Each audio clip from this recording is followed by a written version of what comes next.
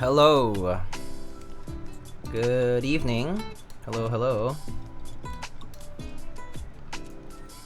Yo, Peaches, hello. One Drunk Man, hello, hello. It's the Cakes. Busy Timmy, good day. Mr. Koopa, hello, hello. Oh my god, your hair is brown? Yes, I did my hair.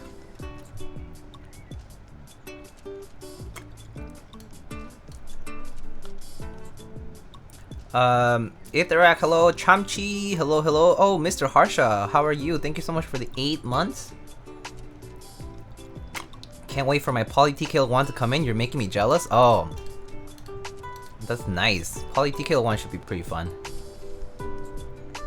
Looking like a church oppa. Okay, buddy. Please, I'm not even religious.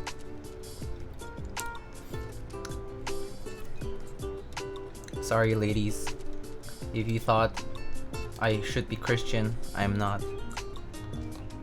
Apologize. Heidi brought a PCTK1 to Phil meetup yesterday. Looked great in pics. Ooh, nice. Oh, Phil meetup. So Keycaps was there too, right? Diego, if you killed someone with your most prized keyboard, would you keep the evidence or throw it in the river? I would probably keep it. Yeah, I'll just be like, oh, someone used my keyboard. Can I get my keyboard back after you're done? I'm typing on the real force KT word. Only if you talk about the real force itself. Chapter Elf, hello, hello. Oh, Mr. Frank, how are you?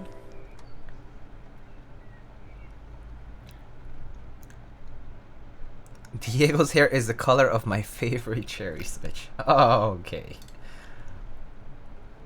Alright. So, how are you all? It's good to see you all. It's been a while, actually. How long has it been since the last stream? Like 5 days, maybe? I don't know. It's been a few days. I've been busy. I've been busy with work, I guess. Yeah, I've just been busy with work. Had this long paper to write, and yeah, I just submitted that today. So a little bit free, but then tomorrow starts the onslaught once again. So yeah, just busy time. And then I'll be actually not streaming next weekend. So that's something to announce, I guess. I will be away next weekend probably. Or rather, like, I'll be busy. Oh, is what I should really say. Not really away, just away from the desk, I guess. Oh, Forest Keys, thank you so much for the raid. Welcome, raiders. 21 viewers. Welcome, welcome. How's your stream? What do you do today? Eric, thank you, thank you. Whose Hiney TKL is this? Clients, not mine.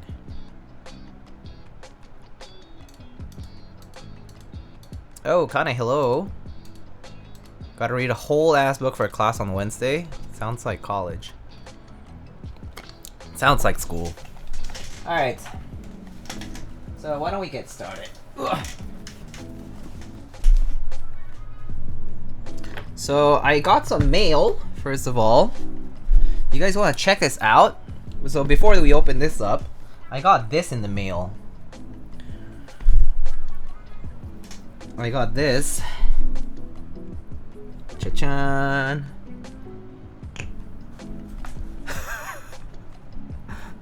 You guys see how big this shit is?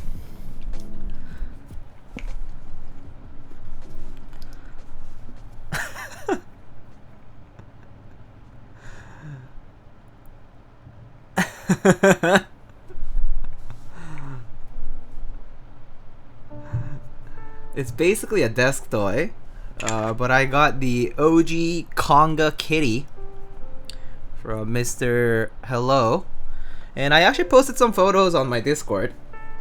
If you want to join my Discord, exclamation Discord. But yeah, basically this does not fit any MX switches. Like if you want to try some, like here's some MX switches. and you know, it certainly does not fit.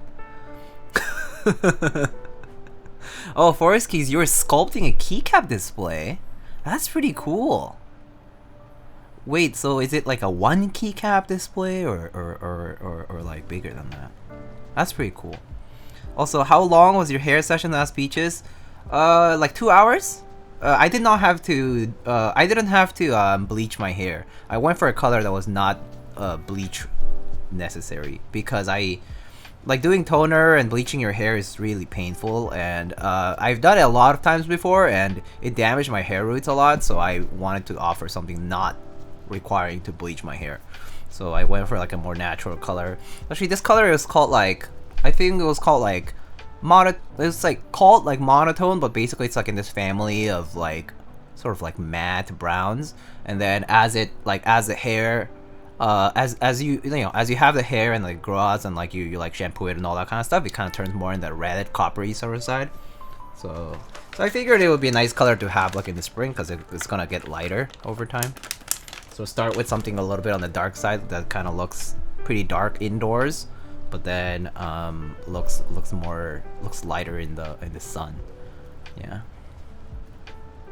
But yeah, this is pretty huge. Chonker. I feel like everyone has them. I haven't seen, I don't know how many I've seen, but disappointed it isn't the size of a Kale Big Series Switch. If it were the size of a Kale Big Series Switch, I feel like he should have sold them for even more. You know? Because it's a marketable feature. The more marketable feature your product has, the more you can probably charge. But it would have been a very good April Fool's nonetheless. Anyway. Yeah, so we got that in the mail. Very T-word.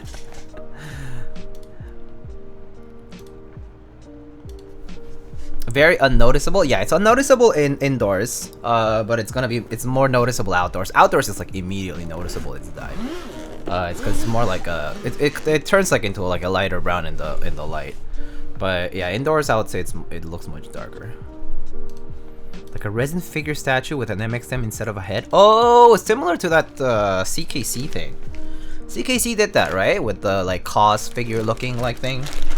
Alright, so we got some OP blacks that we lubed. And then that were lubed. And then some stabs for both the NUM1 and the TKL. And then we're gonna be using these parts. So we have a plates, bump-ons, stuff like that, and PCB. I think that's the extra brass plate that we don't need. Alright, let's just put those aside. And then here we have our numpad over here, and our TKL.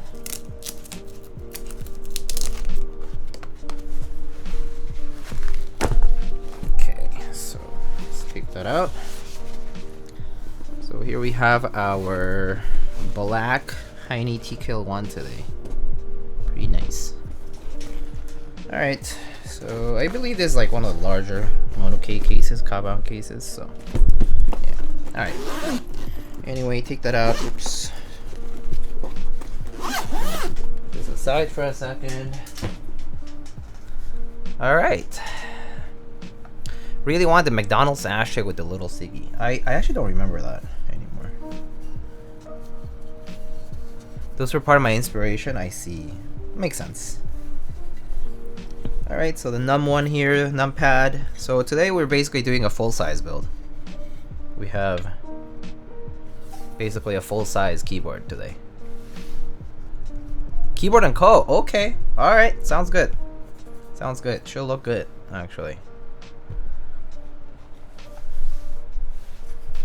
So for those who haven't seen the Hiney TKL1, has a steel weight on the outside and a brass piece on the inside. Basically, it's like a two-piece weight. And then USB-C port, as you can see. And the outside here is kind of like on the sharper side, and then it has a curve on the back portion, the back curve. That's like a piece of dust over there. And yeah, it has a nice like side profile here, as you can see. But yeah, looks pretty good. And then the numpad is basically the same. It's a top mount keyboard, so everything's top mount. You can use like the O-rings to sort of like burger mount it, similar to like a lot of the Canon keyboards. But yeah, that's basically the gist of it. And yep, so we have our numpad here, numpad plate. We have stickers, the O-rings. We have our keyboard feet here, which we can put on in just a bit. Maybe I'll put the O-rings separately. I actually feel like these O-rings kind of... Are there enough of them? I don't think so. Maybe they spilled in the case? Let me check.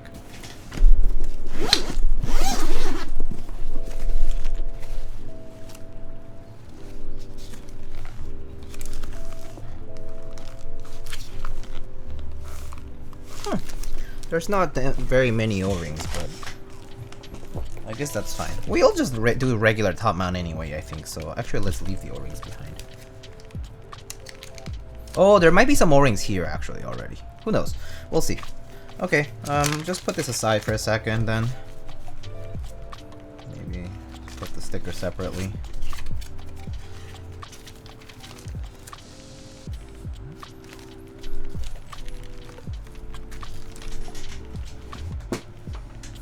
Oh, it does say not for resale. Oh, so is this like a private... Is this like a friends and family unit? So whoever sold it to whoever my client bought it from, probably bought it from someone who was selling it from the private buy. Very nice. How what a nice move.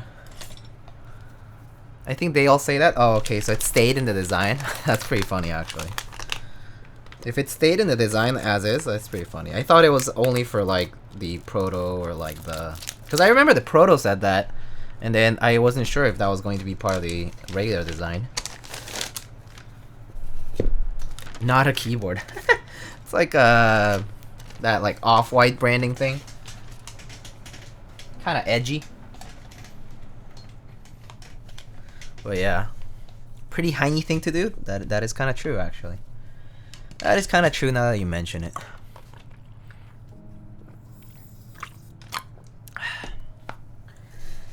Alright, so put that aside. Alright, let's test our PCBs. Whoa, this PCB is sick. Man, this colored PCB is absolutely sick. It's like this dark purple. Looks really nice. It's not even blue, it's like purple. Sick PCB color. Is it just a regular H87C? Yeah. It says H87C 1.0 Special Project Edition. But yeah, it's just an H87C with south-facing spacebars.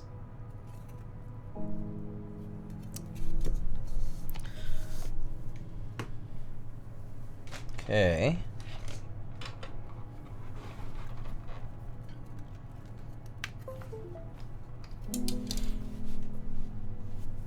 Put the case aside actually.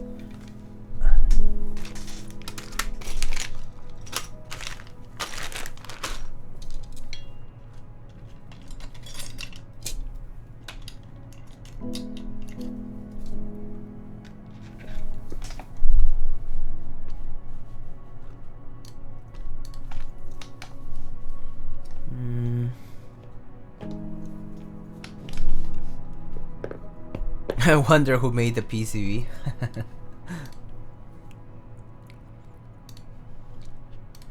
Okay, so let's adjust it though. So this is going to be a Win keyless, obviously. Regular everything. I believe caps locks is going to be stepped. And yeah, well, that's pretty much what it is. Excuse me. Let's put Win key over here. Right Win. Alright, that's fine for now.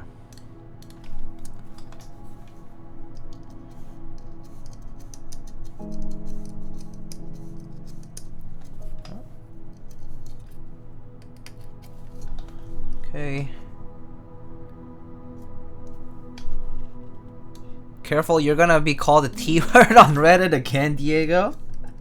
It's not matching. I do have a black cable, I think, so I guess I could use that. Oh, actually, wait. Do I have a black cable? Oh no, I think I sent out my black cable to be fixed, so I might just use a gray one instead. But yeah, sure, it won't match and people will call me something, right? Or there's that one person. Oh man. Speaking of calling people names, oh my god. The other day I was on YouTube. I was watching the Teja Types VOD with Glarsis because I missed that stream, right? And I saw a relatively familiar name, whose name was concocted, forged, not forged, coined by a very simplified brain, maybe the opposite of that. And they had a very crass joke in the comments, and it basically was like, I don't even want to repeat it because it was so crass. It was basically straight up racist. But basically the comment was like, along the lines of like, what was it? It's like, what happens when you what happens when you see a keyboard in the dark? And then like it was like the answer was like something to do with Glarsis, of course, and it was super crass. It was a very yikes kind of comment, and I was just like, okay. It's like all my suspicions about this personality, yeah, kind of fits the entire narrative. I was like, yeah, I kind of make sense now. Yeah. Oh, sorry. Let me accept that. I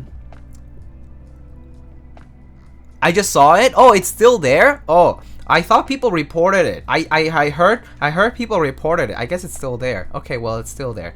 Yeah, very yikers indeed. Black guy and Asian guy on the internet. You can expect some racist shitheads. Yeah, I know, right? I have to say, I was pretty shocked. Also, why is this PCB not flash with the right firmware? It's flash with the noon firmware, which makes 0 sense. Alright, time to flash it with the QMK with the hiney.1. I have no idea why the 65% keyboard is flashed on this. So let's open up QMK Toolbox right now.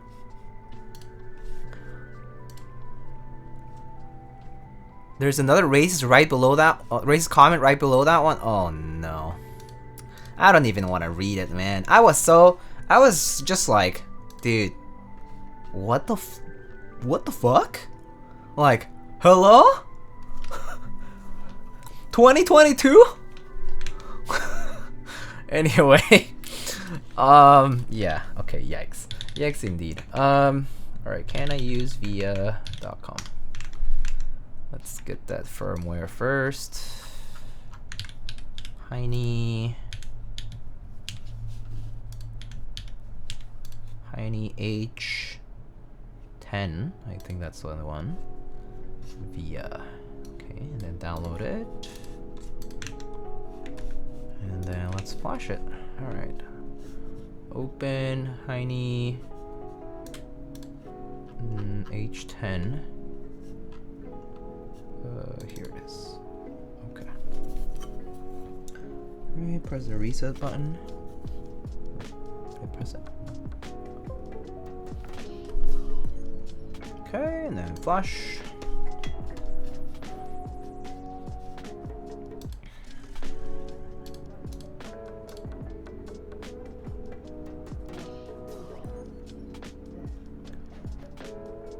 On YouTube, there was one dude who says, "Man, black man breaks into 8." Oh my god.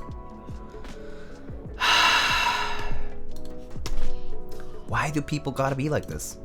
I don't get it. I don't get it. I don't get it. Anyway, okay, whatever. Forget about it. Alright, so we have normal numpad layout for today, I think. So let's test that out. How is it funny? I don't understand either. I don't get it, man. Like, what the fuck?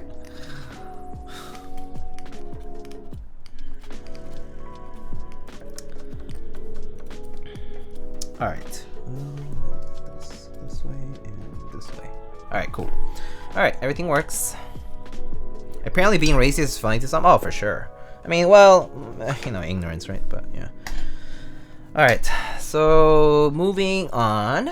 Hydrate, okay. I'll actually hydrate. I have some barley tea over here.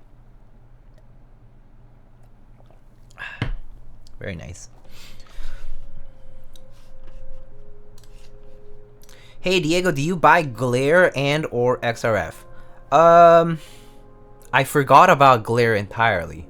I actually was following glare, and then when I checked my phone, I opened Gion's Discord, and it was 2 hours past the last call for the glare TKL, so I totally missed it. Yeah. So I missed it. I was interested, but I mean, it's too bad now. RIP. So yeah. I did follow it. I was like, oh, that looks interesting. Looks pretty cool. But yeah, I forgot basically. So that was that. Let's build the numpad first, I guess. It's pretty small. I picked up the blue-gray one. Oh, nice. That was actually probably the one I would have gotten, I think. Or, I wasn't sure. I was kind of torn, but blue-gray looked really nice. That was the blue-gray I wanted originally for the F1, but the F1 didn't really have that blue-gray. So, yeah. Alright, let's see. So, 3 stabs are required for this. Actually, let's just do all the stabs, I guess. Guten Tag, hello. Mr. Funzy, is it really?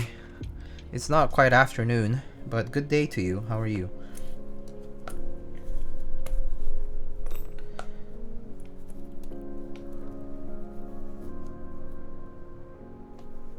Barbie tea? No, barley. Barley. B-A-R-L-E-Y, barley. Yeah.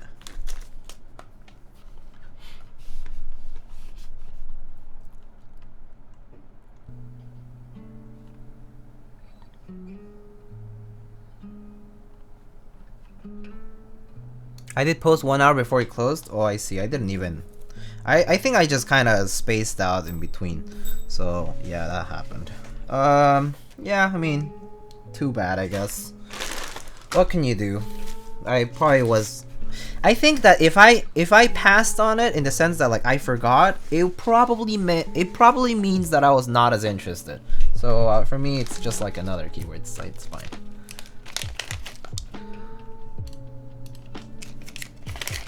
Watching this is making me happy for my poly hiney TKL and poly num 1. Nice. I personally really like the TKL 1 and the num 1. Like I think they're excellent pieces for your desk.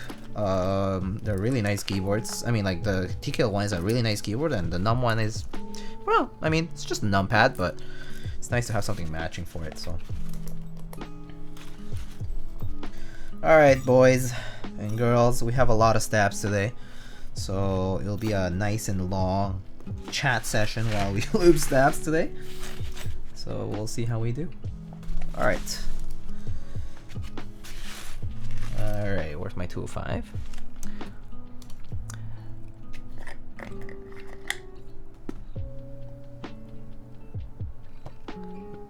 Saw a movie in the cinema that I've worked on. Oh, nice. Wait. Saw a movie in the cinema that I've worked on, meaning you saw a movie that you worked on, or you worked in the cinema, at the cinema? Are you a cinematographer? Are you a tech? Are you in film? Or are you involved in the management of a cinema? I worked on the movie. Oh, that's really cool. What kind of work do you do, Mr. Afonso? That's super interesting. Did you enjoy the result? I think that's. I mean, did you enjoy the movie? I hope you enjoyed the movie itself. Sometimes work is work, and you don't always enjoy the things that you do for work. But I hope you did get to enjoy whatever the end product was. Texture they set in later chase scene, very fun. Oh wow, that's really cool. Wow. Okay, I admire people who do technical work in the creative, like in the creative area. It's just really, honestly, it deserves a lot of respect. Just a children's movie called Moonbound. Okay, very nice. PCBs don't match build ruin, sadly enough. At least they're not green, right? Oh boy. I lost raffle for the aluminum version, so I was excited to win the poly raffle. Oh, congrats, Shane. I'm so glad that you won the poly one at least, and hopefully it's the keyboard that you want. And I personally think that polycarbonate offerings are actually not like they are more common nowadays just because of the sheer number of keyboards we see. But nonetheless, polycarbonate keyboards still remain a minority, relatively speaking. So I personally say that the poly TKL1 and num 1 will be pretty nice to have, and they'll certainly sound different from the aluminum ones, because the aluminum ones, I mean, just like polycarb case in general, just sound pretty much completely different from aluminum cases. Keep in mind that it's animated, so I did creative work, not tech. Oh, yeah, okay, that makes sense. Wow, that's so remarkable. I mean, honestly, that is really worthy of a lot of respect. That's really cool. I really admire my friends who work in the creative areas, like just in general. Like I know friends who work in who are like illustrators, you know, people who work as colorists, like they work on like commercials, or they work on like you know, like editing for shows or whatever. And it's always really cool work. And I know people who are writers, they write for like movies, like indie movies. Some people work in Hollywood. Yeah, and they do a lot of like behind the scenes work. People who work for like Pixar or like, you know, Disney. It's really, really cool stuff to hear about that. And honestly, I'm like, wow, I could never imagine being in that particular area. It's super sick.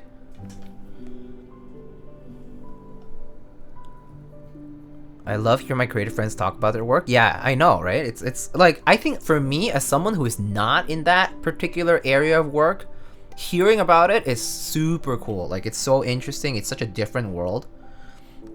Just in general, like the way like the professional world around it like works there, it's just like completely different from like what we do, you know, like science research or like science in general, even like in tech development or engineering, even if it's like a non-research focused job, it tends to be completely different from that. And just it's really cool to hear about it.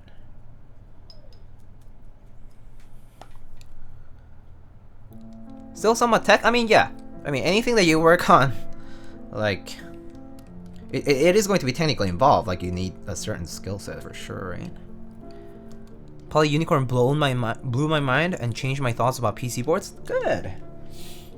I mean, I personally think dismissing a board because it's made out of plastic is somewhat silly, because there are a lot of plastic keyboards that are very nice, and more importantly, like, there are also, you know, there's a lot of really nice keyboards that are made out of plastic. Not to mention, like, a lot of vintage boards are made out of plastic, and they certainly sound and feel really nice. Not all of them, but there are a good number of them that do. But metal, I know. But aluminum, more heavier, more premiumer, more betterer, more clackier, more thockier, more creamier, more marblier, more meta-er. Right?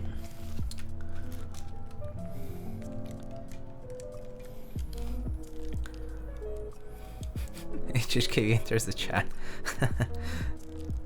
Been using the Kara for a while and switched for a bit to a Meridian. That's heavy AF, don't like it. You mean the... You said it, ban him! Oh my goodness. In some cases more hollow and pingy. Yeah, for sure. Wait, the Meridian? You find the Meridian very heavy? Because you've been using the Kara? I actually, I'm kind of like torn on getting a Meridian right now. I actually might pick one up because it's such a nice board and it's pretty much under retail. Kind of feel like trying that layout for like a certain amount of time.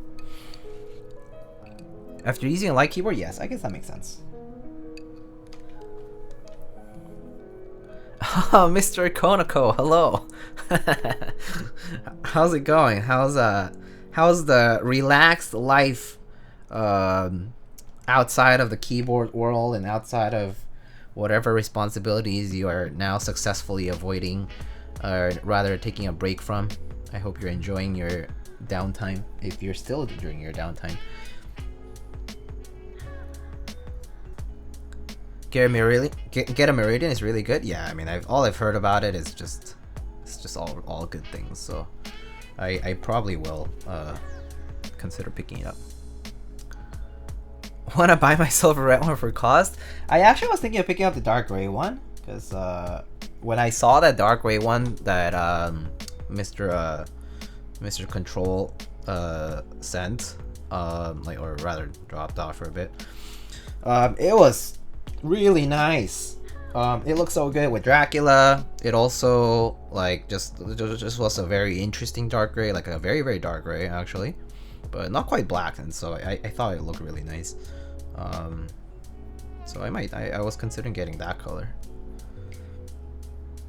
Dark gray with a red plate. Oh, I would have to get a red plate though, but maybe I can get one cut with CBB. I think that the plate file is available, so I think I can get one cut.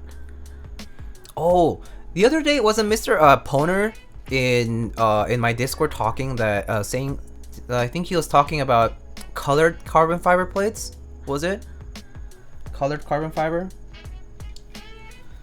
Imagine a red colored carbon fiber, dude. That would be sick. Like a red colored carbon fiber plate, like a red tone sort of like weave. That would be sick. That would be super sick. Like against like a black or a gray case, like the way you say it. That would look so good because the weave kind of shows like a shiny part to it. Like the black ones already do kind of show like this like shiny part to the carbon fiber weave, right? And so it will look really good. Are you copying XRF? I'm kind of on the fence in the sense that like I do like the XRF. It looks great. I tried one. It was really nice. But honestly, I am pretty happy with the original Real Force case. Like the plastic case is honestly very good for me. I honestly don't feel this strong need to own an XRF because I really like the stock plastic case already. So yeah, so there's a very high chance that I won't, but it certainly is tempting because it looks really good, and I think it's mostly the FOMO part too, is the fact that like XRF is not gonna be made again after this. Like, you know, it's open for this week's for the buy or whatever, and they're not making more XRFs, and so that kind of like makes me feel a little bit of FOMO for sure. But I just kind of can foresee things, like as in like I ordered this now, right? Get it in how many months? I don't even know. It's gonna take a while because it was also unlimited, so it's gonna take a long time for this case to arrive. So it arrives by late this year. I switched my Real Force stuff into that. It's novel for a few months, and then I kind of run out of steam and think that it's like whatever, right? Because I already like the stock case, so I kind of feel like I might not really appreciate it as much as some people do. So it might not be worth the expense and the weight. Yeah. Oh, Captain Sterling, hello. How are you? Oh, you should try Toper for sure. I'm doing well. Thank you so much for asking. I actually am doing well. Just been busy the past week. This past week has been a very busy week. I mean, I guess April in general is a busy month for me. Yeah, it's just been busy, but it's been good. Been, you know, still building keyboards at least like a couple times a week, sometimes more. But yeah, it's a good time. I bought an XRF today for funsies. Oh, nice. Dark Gray Meridian has a red plate. Got it straight from PKB. Oh, okay. Oh, Mr. Juan, how's it going? Last XRF was already the last XRF. I see. So maybe it won't be the last XRF. Who knows? Who knows? Anyway, how's it going, Mr. Dodgy himself? Dodgy Keyboards, venerable leader Juan. Also, I guess you didn't host the meetup, right? It was somebody else who hosted it. But I hope you had a fun time at the, or was it the Houston meetup? Hope you had a fun time at the Houston meetup. It looked fun. I saw some of the photos. I haven't seen all of them, but it looked really good still. Like just from the few snaps I saw on your stories and some other people's. Look really good. I'm jealous. I haven't been to a meetup in so long now. I actually I would definitely enjoy going to a meetup again. It's definitely been a while now. Get to talk to people. And just like, you know, chill, enjoy, you know, have some beers, drink, food, talk to folks about nerdy things for a bit, and then do other things. Yeah, good times. Meetups are great. I love meetups. Even Reborn was nice. Hey Reborn, do you want me to tell you? Do you want me to tell you? Juan was nervous. Okay. Just kidding. I hope you guys had a good time though. You got to try TKLs? Oh, you brought TKLs. Oh, okay. Can you imagine? Reborn looks like a baby. Yeah, he looks younger than I thought actually. Very surprised. Man, I feel old. Oh goodness. Full-time keyboardist Dodgy. That's right.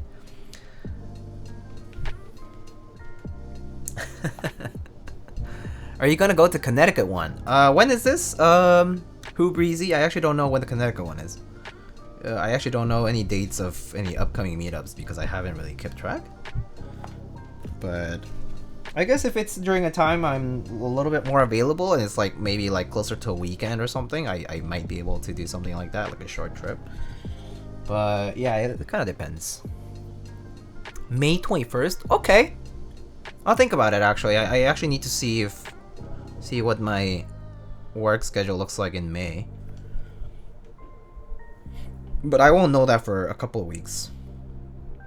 So yeah. But okay, that's good to know. It's good to know. Maybe I'll just be on the lookout if there's like a RSVP or whatever. Yeah, I mean Connecticut is not too far from here, so. I want to attend a meetup in Texas sometime. I just built the OutLab Spring yesterday and would love to bring that. Captain Sterling, congrats on your build, first of all. Are you enjoying the Spring?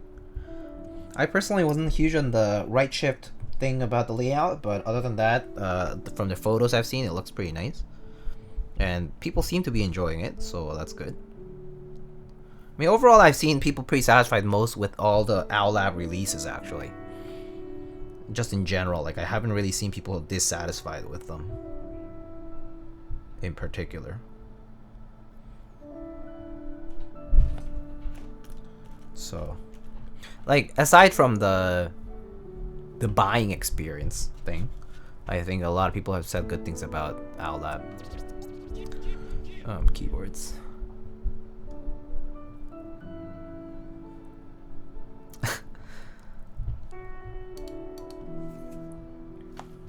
If only the spring allowed for the meridian layout. Oh, that would be nice, yeah. Doesn't bother me too bad while using it. It feels insane to type on. It's so bouncy. The spring mount is so interesting. Ah, I haven't tried it, so I wouldn't know. I know that other streamers have tried it, and obviously people who bought it have tried it, but I haven't gotten to build now lap spring. I saw like some of the VODs. Like I think Marcia built one, Alex built one. Yeah, I saw some of the VODs. It looked pretty cool.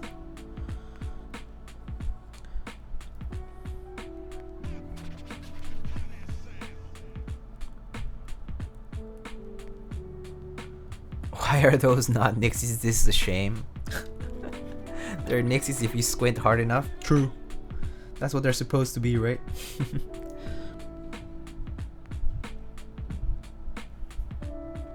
That's a nice gray. Oh, it might be too bright, huh?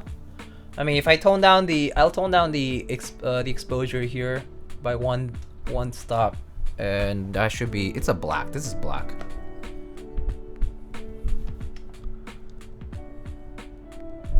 It's probably just the light bouncing directly into the lens. It's a black case though. It looks really gray. Yeah, it's definitely the light. I mean, the light's really bright, by the way. So that's why. It's one of those like studio lights. So, yeah. For the most people I talk to, many people just find the novelties of the sound profile wear off quickly. Oh, you mean for the OwlLab stuff? I see. Well, I guess that's the foam profile, right? Like the foam sound profile. It wears off quickly. I think that makes sense though, because foam kind of flattens things out. Like, that's the only issue really with foam, is that it makes the feeling and the sound sort of flattened out, because you're basically like applying pressure and you're dampening things and whatnot. You're basically like cutting off a chunk of the frequency range.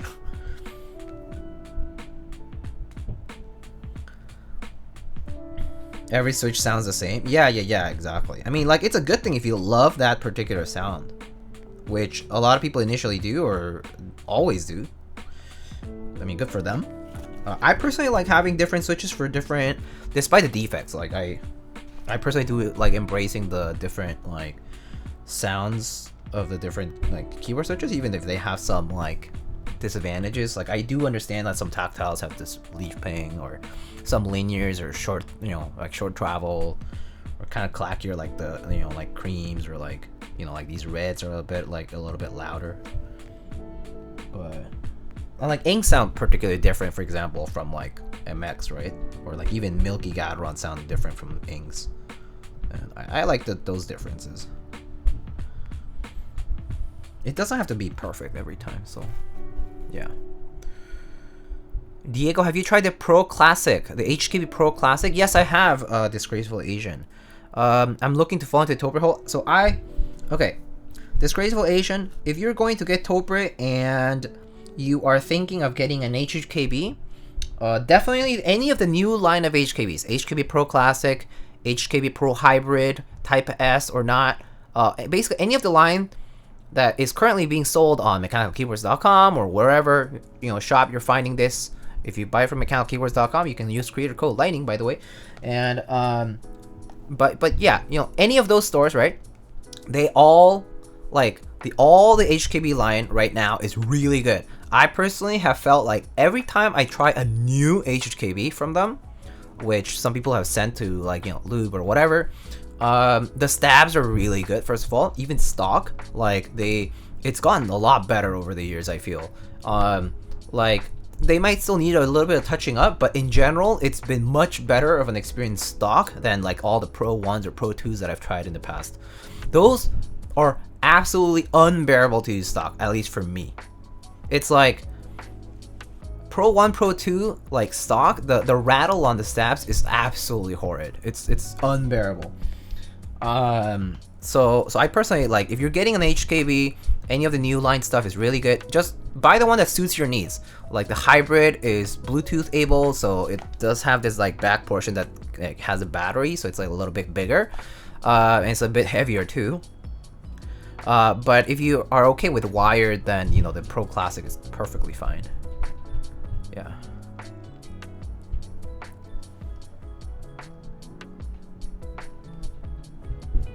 Welcome to the wonders of PE foam. Case colors are the most enticing part for me. They knock those colors out at the park. Okay, yeah, I do agree. Reborn, a lot of the like the Mr. Suit colorways, the Outlap Spring stuff. Like there's a lot of the keyboards that they've made. The colorways are really good. Yeah, I do agree. The case colors have been really, really good. Like the Tiramisu we built like that other time. Damn, so nice. Like the case like finish. And like just like the color itself, A+, S tier for sure.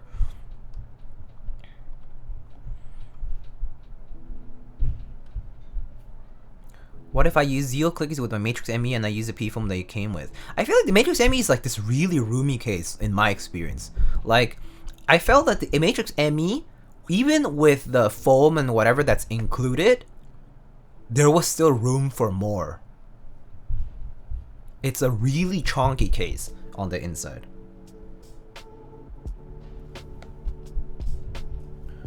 That's how I felt about the ME when I saw it. Stock MX Blues in PE foam? I actually don't know what that might be like because PE foam, the PE foam meta did not exist when I was trying stock MX switches. Or at least a lot of them.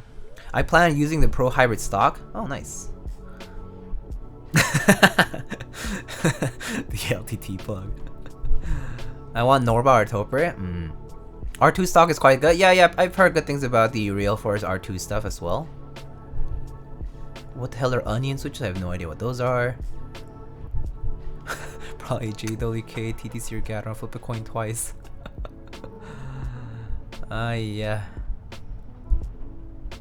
Buttery smooth switches with rattly unclipped cherry clip-ins are the OG sound. That's the... What Drew just described, buttery smooth switches with rattly unclipped clip-ins is the OG sound. This is like Korea tuning. I remember I bought my Octagon V1 and I remember it was supposedly nice, very smooth Gateron black switches, but basically stock stabs, and it was wonderfully awful to use those stabs. I just remember that. And it was, you know, Korea tune sound. Yeah, true. Korea spec. Very, very light on the stab. And so tends to be pretty close to stock. Or maybe it was just old, but I don't know. The switches were pretty smooth. I remember reusing those Gap Black somewhere else at some point. I don't know what I did with them after that, but yeah. Tiramisu is endgame to me. Yeah, no, it's super nice, Captain Sterling. Like I really thought the Tiramisu was the colorway on that board was really, really sweet. I mean, you built it twice with stock switches. No, but I think even with lubed switches, Nacho, for the Matrix ME, it's just a roomy case. It just has a lot of space in there. And the way the plate works, like the plate attachment, is interesting because you can change quite a bit with the tightening of the screws on different parts of the plate. So like, remember like last time when we tried those like stock inks on the black case, we did like sort of JMB2-esque kind of mounting where we basically were avoiding the stabilized portions, like the space bar and such. That was like pretty different from the one that I tried with the tactiles. Just like its feel wise, it was like pretty soft. But even then, like I remember the first one that I did with the Polias, that one had a bunch of had also like a bunch of foam, but actually didn't have that like last piece of case foam. And like the difference was not that big, to be honest. And like you could still hear a decent amount of like case noise sound. So just a kind of chunky case. It really reminded me of a lot of the other like Matrix boards I've seen that are kind of like that. Like I think it's like the Able X and stuff. Like those are kind of chunky too, in that way. Very unlike like the 8XV 2.0 or I guess in maybe the 3.0 as well. Yeah. So most of these Korea tuned boards all come out of the same workshop. They do have, actually Korea does have, like actual service, like retail based keyboard workshops where you actually can take your keyboard, leave it there, come back some other day to pick it up, and you just pay a service fee. Like there's like a physical keyboard workshop for it. Yeah. And they can like also like get your switches and like, you know, springs and whatever. Yeah.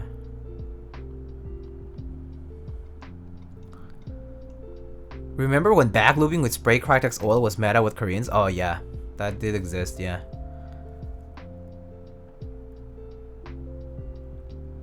LSD oil, yeah.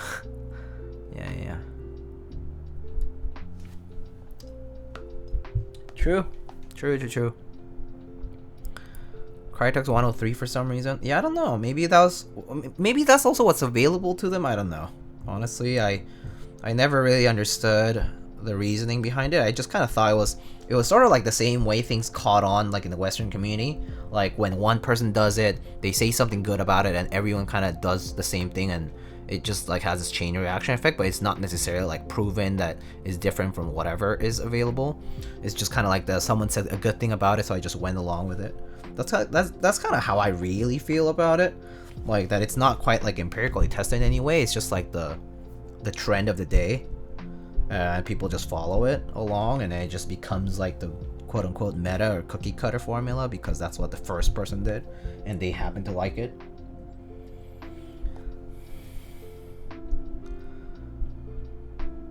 Yeah, influencers in big quotation marks, because technically, like, you know, long enough ago there was no such thing, right? I guess. But I guess but influencers in a way could also be like your favorite build log maker on your favorite forum. Like someone you see regularly on the forum, they post high quality pictures. You know, kind of like people looked at the last pilot build log, or like I don't know, like the what else? You know, like, you know, Proximity's like 356 mini guide or something. That like you like look at it and you're like, oh, like these people always post these like very high quality, you know, pictures or like high quality posts, and they talk about certain things that, you know, seem to really enjoy, or it's like kind of like their signature thing to do, and people kind of follow along, you know.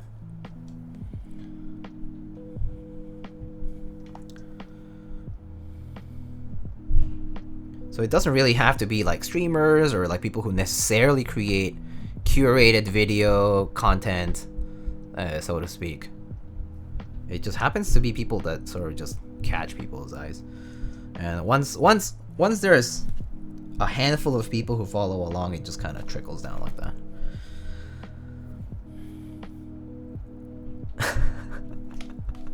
I love looking at old posts like that. Yeah, my guilty pleasure. I've spent a dirty long amount of time on Keycaps, Durock. My first year in the hobby, like my first 2 years really, 2017 to 2018, really, that period of time, I spent so much time on Keycaps. Just like reading through things. I pretty much read the whole thing of like making stuff together, that whole section. I pretty much read like through most of it. Really fun. A lot of Keycaps media too, really fun too. So many threads there. Like the what do you get in the mail thread is pretty fun. Spent like 4 hours last week looking through the post your class and customs. Yeah, those ones are good. The post your Korean keyboard one too. Yeah, those are like classic, the like frequently posted classic threads that have lived for like forever now. Yeah. I hate keyboard influencers. Yeah. Lots of new folks want to be proven that a product is the best bang for the buck or the best use of the money. So I do agree with Juan. I mean, the thing about that is we exist currently, like the tech scene in general is pretty heavily influenced by the whole like reviewer like media, right? Like, it's the first thing people do when they're about to purchase something that they're not familiar with. Just the same way you are wondering about whether a restaurant has good food, is you ask people that you know, or right, or look up if people have written anything about it, right? So like you're basically looking for positive reviews. And I think it's that mentality just that kind of carries itself all the way through. Like, it's permeated all the way through. And now it's like this requirement almost for things to sort of catch on. They have to catch that limelight for even just a second. And the people who normally have a say on these things, you know, need to have a word for people to even trust it. And it's that culture. I mean, that culture has been around for now a few years, right? Like in the tech scene, especially in the tech scene, really, because there's so much competition for it too.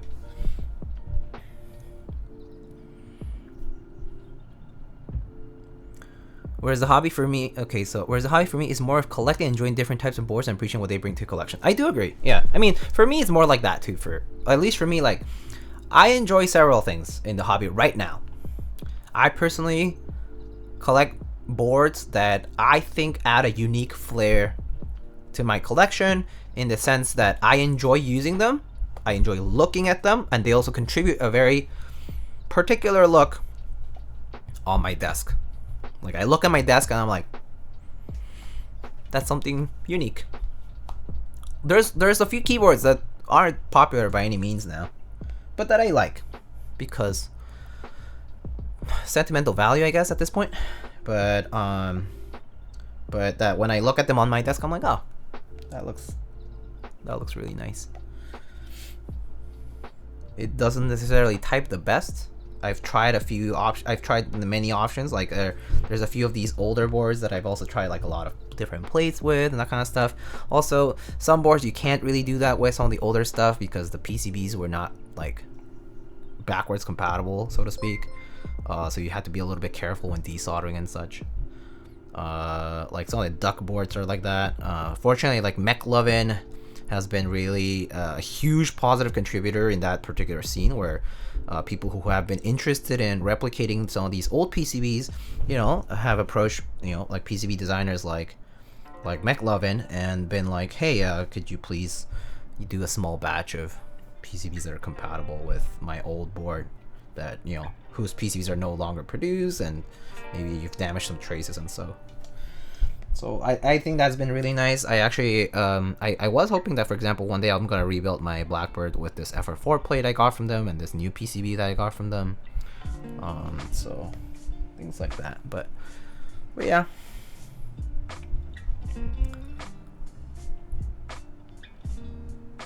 Keycaps Media has so much history. Oh yeah. I'm glad that a lot of it has stayed, despite the... I'm not sure if you guys know, but Keycaps has had several server wipes over the years. So there's been several wipes due to server issues or like hacking, essentially. You know, back in like the mid 2000s. Root worm, yeah, that was a big one. So, but despite that, and also a lot of images have been lost in time due to like imaging hosting services dying.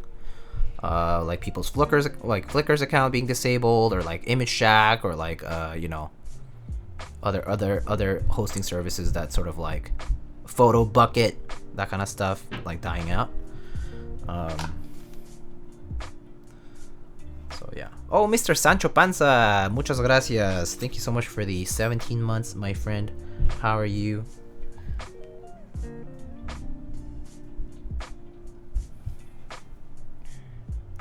As much as people shit on GH for having outdated UI, I still like it. Yeah, I don't disagree. It has outdated UI for sure. It's outdated. It's old looking.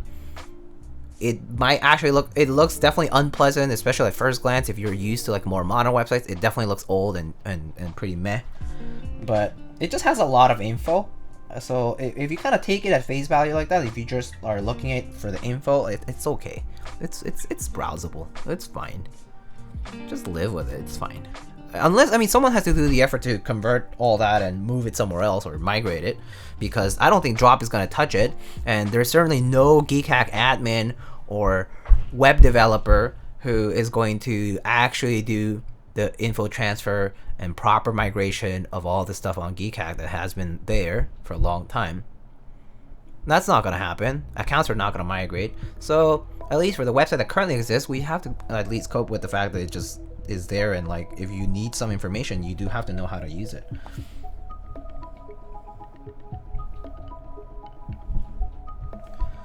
But people are very averse to that stuff. Like people are like, "Ooh, no touchy cooties." So yeah. Oh, and okay, hello. Thanks so much for the raid.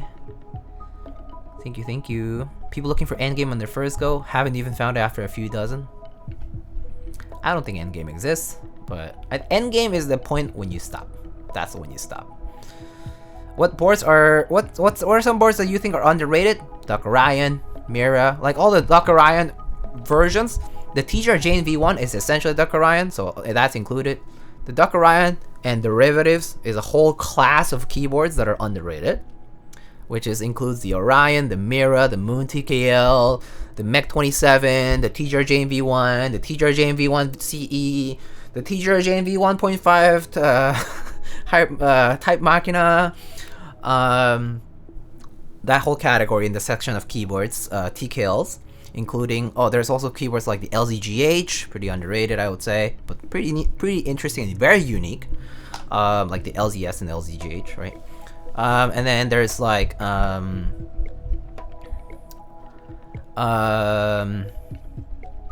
I mean there's like other boards, like there's like some other more unique boards. There's like the Weave-In, for example, that's very unique. I would say like on the 40 section there's like the JD45, super like kind of like old school 40%. Before the minivan happened, JD40, JD45 are kind of old school boards that I think kind of set the kind of like got the ball rolling on this whole small layout stuff. Yeah. I mean, there's like underrated boards here and there. Like a lot of the Duck boards I think are pretty underrated just because people are like, oh, it's like very widely produced, and yeah, the finishing quality is not necessarily like S tier, but it's still pretty decent. But I think like just usage wise they're pretty solid, and you can certainly tune them accordingly. But yeah, I mean, one thing that is a bit discouraging about a lot of the Duck boards, for example, is the fact that they are high typing angle, which depending on your posture and typing like way of typing, it can be a hindrance. So but if you're kind of immune to that, like to the whole typing angle thing, or if you actually enjoy the look of high typing angles too, which I do, I actually prefer the look. I personally think the look between 8 to 10 degrees, especially on larger keyboards, looks really nice. I really like that look, especially on like TKLs or like larger boards in general. I think it looks like super nice. Put some cherry with R5 on it, on a high typing angle keyboard, it looks so nice.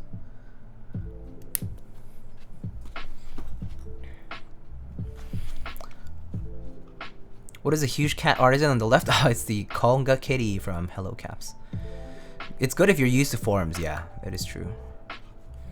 Foteku's Flickr account, yeah, it's still up, but that's also because Foteku is still active. That's why.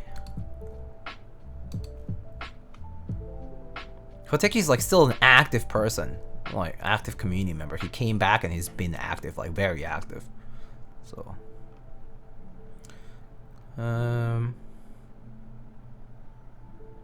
Dropout release GH2. GH2? Are they not gonna call it something else? I guess on GH2 there would be no on Geekhack 2 there would be no ban on Mr. MT2 himself. Speaking of drop drama.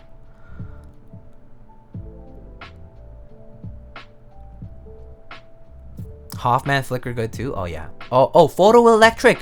Photoelectric's Flickr is so good too. So many good stuff. So many good things. Like there's like a lot of documentation on builds, on like a lot of old boards, some restorations, some other hobbies that she has.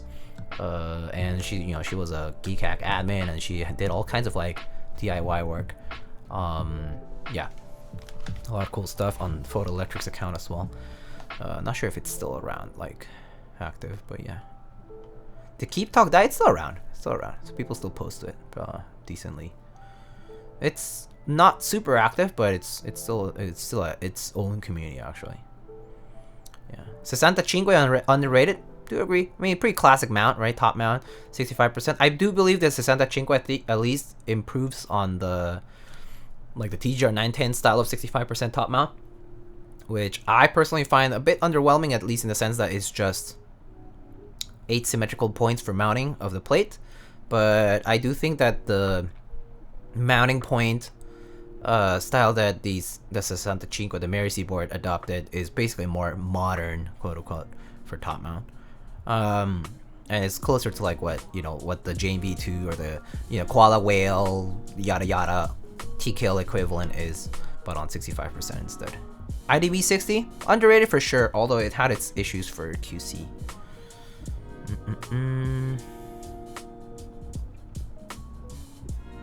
Viper MM price is around 450, right? I think it floats between 400 to 500. Yeah, that's basically what a lot of the duck boards are priced at right now.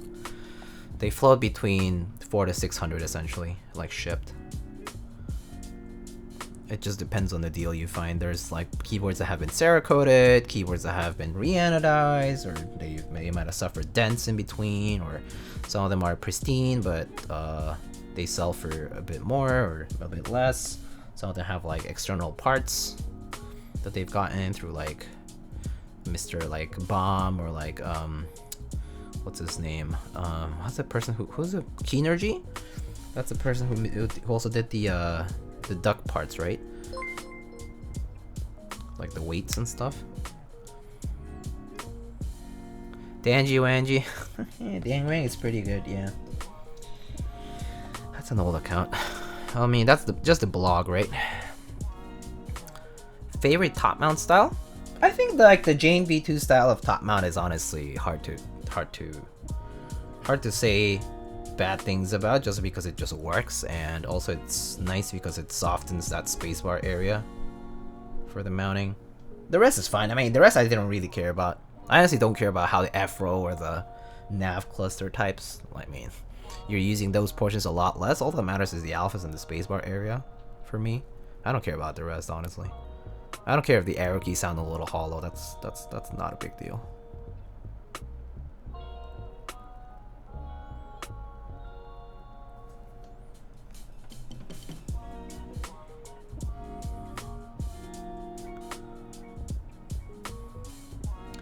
Trip down memory lane, indeed. Hello, Mr. GZ Prime, 14 months. Thank you, sir. Are Kiwis good switches? The tactiles, right? I think there are probably, I think people probably say better things about different switches for tactiles, but Kiwis are like, I think they're like T1 styled sort of. I think they're T1 styled switches, right? Tactile switches, so they're like slightly heavier tactiles. So, speaking of underrated, Safa didn't sell out, I think. I see. I think that Safa came at a time when people were not in the mood to buy keyboards, so to speak. Just timing. Just in general, dropping a keyboard, whatever product, at the beginning of the calendar year is not the greatest idea. Just saying. Unless it's a rerun of something notably popular. Example, Serica 2 or something. DualShock 2 or Botanical 4.5. Because that's because the reality is that North America is the largest consumer, at least in keyboards right now, I would say.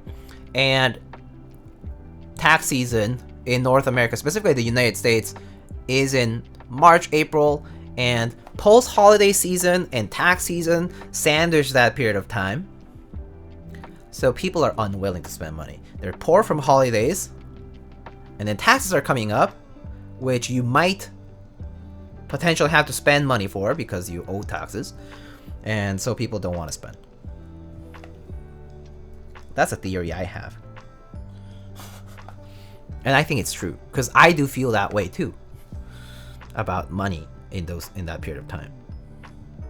Spend money for the holidays, spend money for taxes, no money to spend on the keyboards. No taxes, just keyboards? I mean, that would be good, but then you have to pay many keyboards amounts of money to Uncle Sam if they catch you. So he repainted the jinsole but covered the hole with some putty or something. Is for sale at 1700. Huh. No idea. Haven't looked at that. Light tactiles, Giga Chat. I do agree. Light tactiles are the best. Buy McHugh's, I want them gone. Safa didn't have an American vendor. Oh, okay. Safa not having an American vendor is it's a 100% detractor of sales. That's like a big detractor of sales for sure. Like even if not American vendor, even at least Canadian would have helped. If there wasn't a North American vendor in general, that's a big detractor for sure. Yeah, I think a lot of people in the US especially, they don't wanna buy from non-American vendors or non-North American vendors in general. At least just the general public, I think they're always asking like, what's the closest vendor?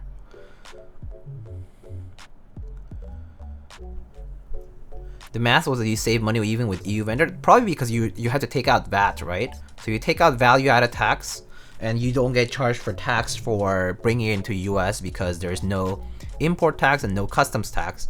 Because as long as it's valued under $800 US or so, you don't get taxed. So for imports.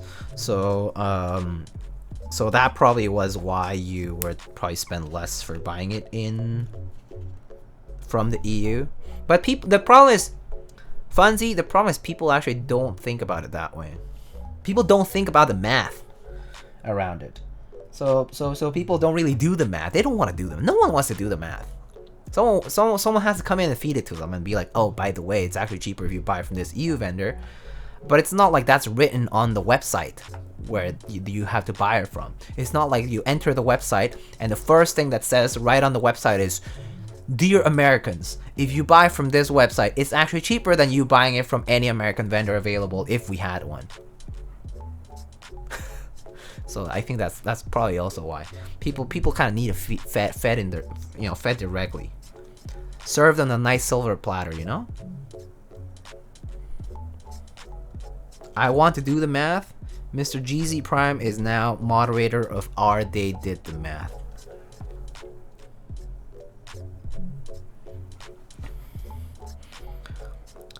Super Cojín. Hello Diego, is there a way to key map ñ in VIA? The way I type ñ is I just have the Spanish language keyboard layout on Windows or Mac, and I just switch to it using, on Windows I shift using Alt Shift, on Mac I switch using Command Space, I think. But that's how I do it. Give me some algebra homework. Find X right here.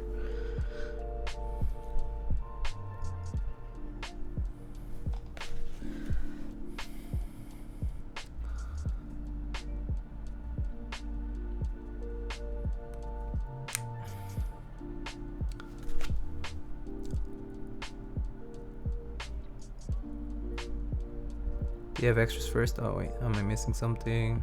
I guess being from EU, I'm very used to import and very aware of tax and shipping. Yeah, so I think for you, like people like Mr. Funzy, who is from the EU, you guys are obviously always self-conscious about how much tax it will cost, and you pretty much put it in the equation. People in the US are spoiled, not spoiled, but more like the mentality is that no one here ever pays import taxes on anything, unless it's much larger than a certain amount, which is normally not what most consumers will spend money on. Like they're not spending that much money on things. So there's, for most people who are not either handling their own business and or importing very expensive products, you know, no one really has, you know, paid import tax on anything, so they don't even have that into consideration. They, of course, even assuming that, it's like people don't realize that if you had a US vendor, you have to pay tax on anything depending on what state you live in. Like, for example, for me, I always do check other vendors. I check like other vendors just in case it's actually more expensive for me to pay the New York tax. New York tax is, there's a state tax, which is about 4.5%. It's basically around half and half. It's basically like 4% on the state tax, and then there's the Manhattan tax. That's basically the other percentage. So basically, I pay like around like 9% in taxes here anytime I buy things when they ship here to New York. So I always check sometimes like other places just in case, like if shipped, that product is going to be cheaper than buying it from here. Assuming there is no currency exchange, because the currency exchange does fuck you over. Yeah. Supporting someone like Novelties that takes care of his employees, no brainer for me. Oh yeah, for me too. Yeah.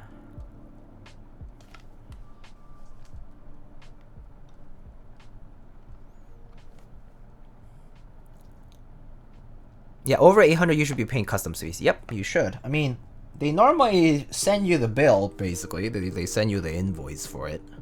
Like I've definitely paid customs fees on things I've imported through like UPS or DHL.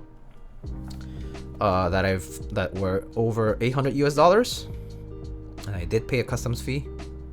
I mean, I've done that a few times, but yeah, I know that it is like 800, and they just give you the invoice to pay.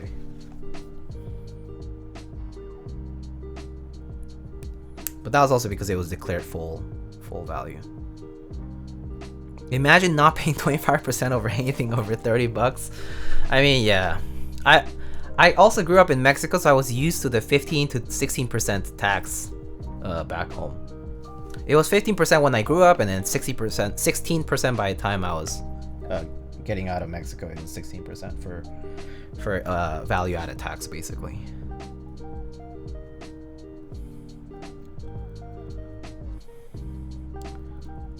Laughs in California taxes. I mean, California taxes are just about the same, right? It's like basically 10%.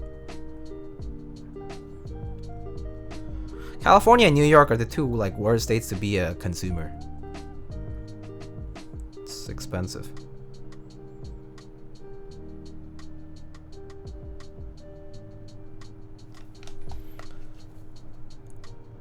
Import from Korea because free trade agreement? True.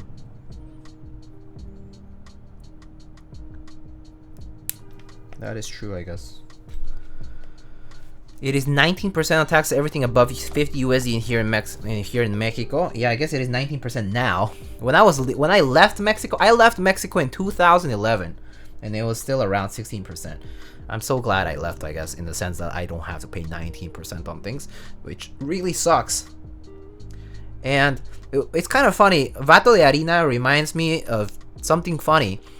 Us Mexicans, like people who grew up in Mexico, we always talk about the price of the tortilla. The price of the tortilla is the baseline for everything in Mexico. If the price of the tortilla goes up, you know that's a problem. Because everyone eats a lot of tortilla, right? So knowing the price of tortilla is a very important thing. It's like a life skill. You need to know the price of the tortilla relative to other things. If the price of the tortilla changes, the economy is changing, and you gotta know what's going on.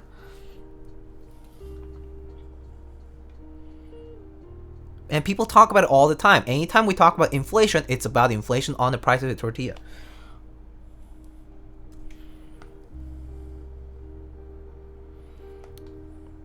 Are tortillas flat now? Oh my gosh.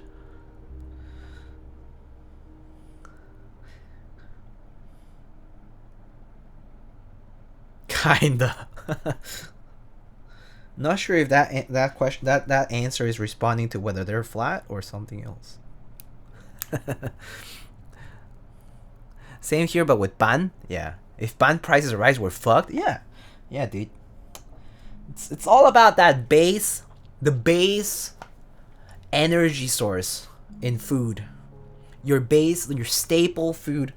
If the price of that starts going up, boy, you're in big trouble. I mean, of course, other people, like, people will talk about, like, the price of gas, right? but yeah, it's funny when people talk about, like, the price of the tortilla, or the price of bread, the price of rice. Like, staple food stuff. Keyword dot investment to the year's own times hype over tortilla value equals profit. Love it. America loves gas and oil. Doesn't the cost of tortilla result directly to masa prices? Yeah, it does, because there's a lot of tortilla production. Yeah, it does. It does affect the. I mean, it's basically the price of tortilla is correlated to, like, the price of flour and other things that are used a lot. And of course, like, in the case of, like, corn, I mean, the case of the tortilla in general is corn, like maize. So yeah.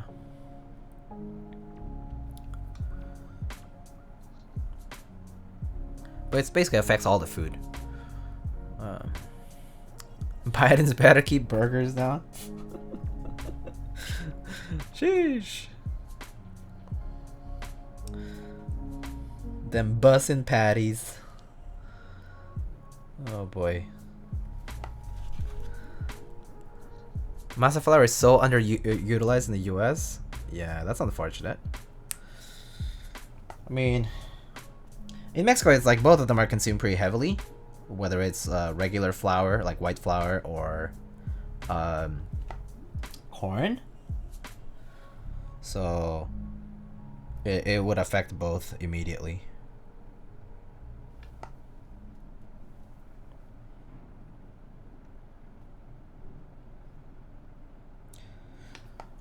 Another reason I knew a lot about this stuff was because a friend of mine, his family was worked in Maseca, like it was a big, very big flour plant in Mexico. So he told me a lot about that stuff. The end is near, amigos. Gas and tortillas are indicators of how fucked the economy here is in Mexico. If one of those goes up, everyone goes crazy. Yeah, it's fucked. It's true. Gas is also important because Mexico is a huge exporter of gas and oil. Huge export. A lot of the Gulf of Mexico has a lot of oil and gas plants, as you know. I mean, that's why we have, like, a lot of these big oil spills and stuff. But yeah, whenever those prices go up, also affects the economy pretty deeply. So, wait a second. I think I have an extra. Okay, I think I have an extra wire here, so maybe I should take away some of the lube from here. Yeah, I have an extra wire that I don't need to use today. Okay, let's just put this aside. Tia Rosa is not a great TBH. They're not that bad if it's the only tortilla you have at hand. Yeah, I do agree. I mean, I also grew up in a place where, like, I could go and get tortilla from nearby tortilleria. But if you're going to, like, the supermarket, there's a ton of brands.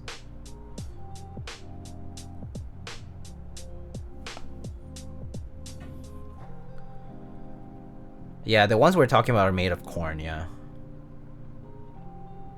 Yeah, so corn tortillas are like the staple, right? It comes first, and then flour is next.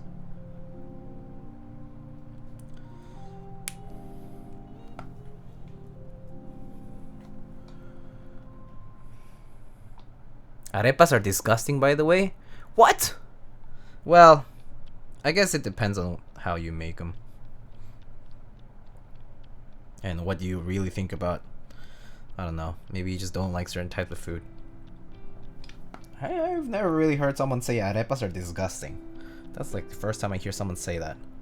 But maybe you just don't like a certain kind of food. nacho. Arepa's good in my opinion, but anyway, I think I missed GZ saying, do you have any thoughts on the real corn tortillas versus the GMO corn version Americans have? Personally, I don't have too many thoughts about that. Specifically because I actually don't know too much about it, like the GMO thing.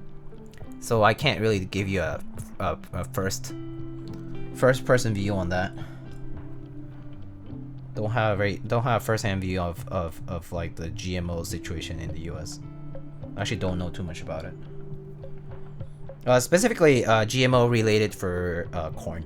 Don't know much about that, but I do know a little bit about like animals, like meats and stuff.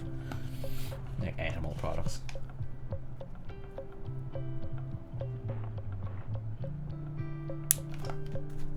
And like certain fruits and that kind of stuff. But I don't know too much about like tortillas in general. Alright. Let me get a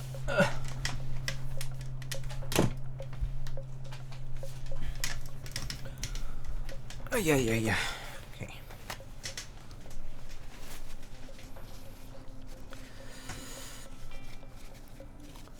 Arepa is too dense, at least for me. Oh, I guess so. I guess if you don't like the thick flour, like the thick mass, like thick masa kind of thing, I guess I could see how you don't like it.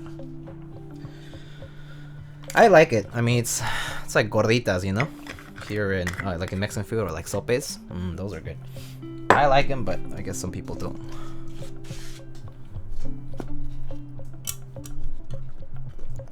Papusas are banging. Yum. MSA, yo, thank you so much for the 6 months, my friend. Oh snap! I got a cheat sheet. What? Did you actually pull? Or are you just messing? Do you actually? That's unfortunate, buddy. Arepa's more like a bread. Yeah, I guess so. I mean, considering how thick it is, yeah. The flavor is too intense and drowns out the rest of the filling. Oh, maybe you just didn't have enough filling. Maybe they were too cheap on the filling and didn't fill it enough for you. But I don't know. The arepas I've tried at least have been pretty yummy. But that said, I like my carbs, and I don't mind if the carb portion of it is thicker and filling. In fact, oh, I did not post a picture on my food channel on the Discord, but maybe I'll post it right now. I had some dosas today, and they were fucking amazing. Let me post it actually right now. I think I have it over here. Food is life.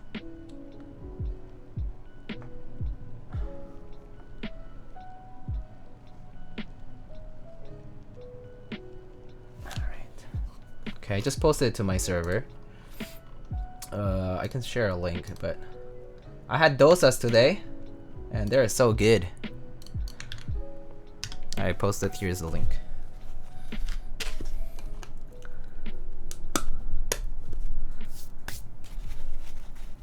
They're pretty legit, really good stuff. Had some ghee. And then what else was there? There's the onion one. It was really yummy. And the aloo was really good. That looks a lot like a taquiqueso. Sí, es parecido. Sí se parece al taquiqueso. Es muy ligero, muy delgado y de hecho sí sabe a queso. Bueno, el que está abajo. El de arriba tiene mucha cebolla. Amarade, good night. Hope you're doing well. Hello, hello. How's it going, Amarade?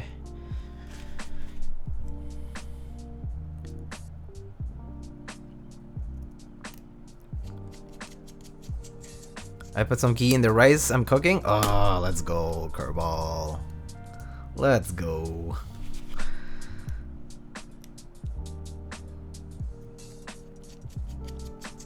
Ya se me antojó uno. Tengo un rato que no voy a los taquiquesos. Uf, qué delicia.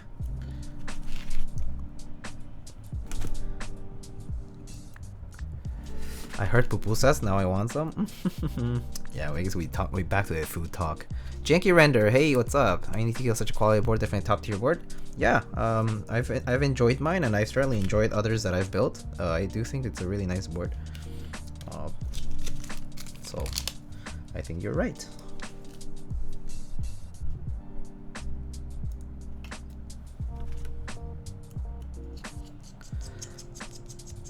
I just had some fire tacos in Florida the other day.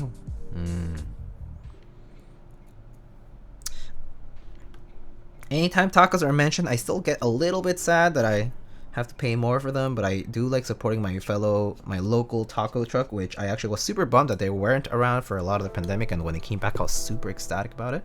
So I'm always happy to support them, to be honest. They're great people anyway. So, whoop. Getting the masa in the right consistency takes a few tries. Oh, he's talking about making tortillas or something. It does take a few tries though, yeah. I've only done it like once, and it was okay, but I'm not sure if I would bother personally. It's a lot of work. With some work at least.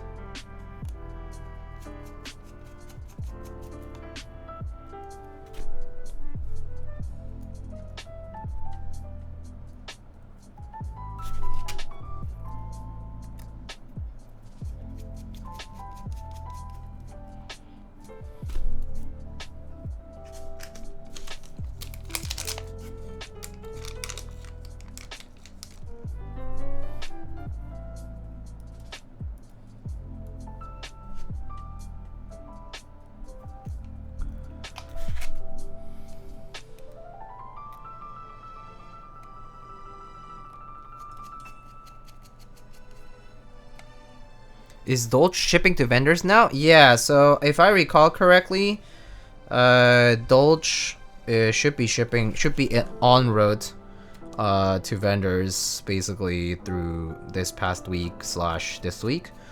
I think. I mean, I don't know how long they take, by the way.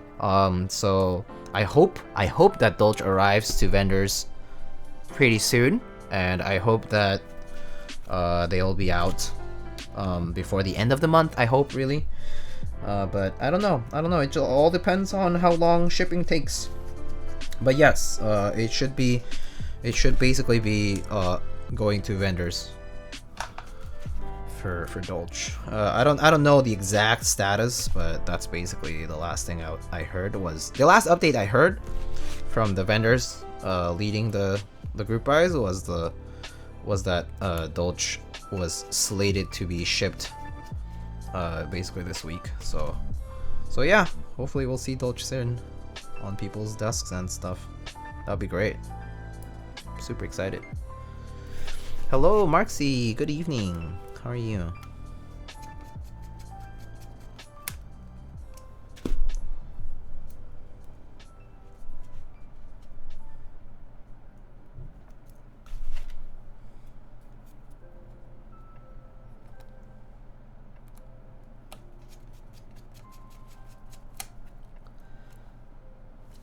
Okay, am I missing any screws? Yeah, I'm missing one more.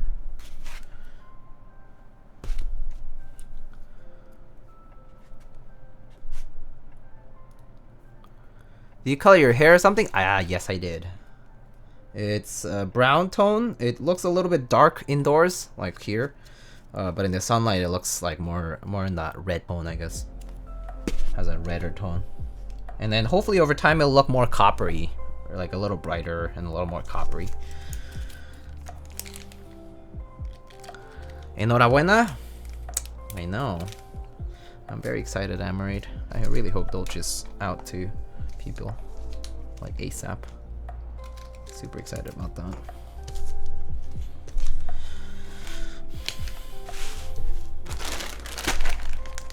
Is your hair gonna patina? Yeah, didn't ask Knee Deep to do it, but it'll patina on its own, I guess. Natural patina.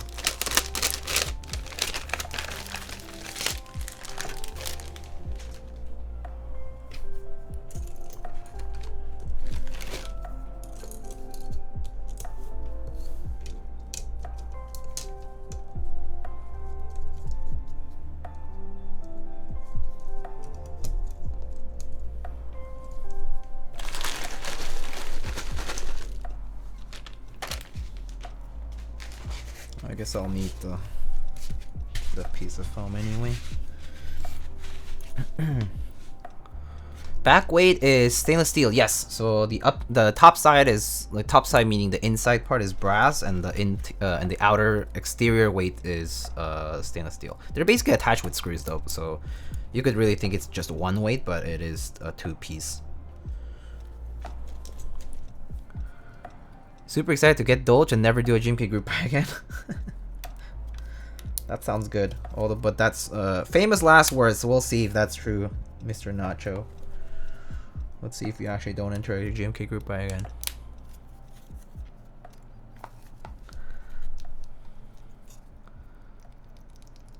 How do you solder switches on the half plate part? You use PCB mount switches, so they normally have these plastic pegs that basically hold the switch on in the slot. So these ones are pretty good. They stay still.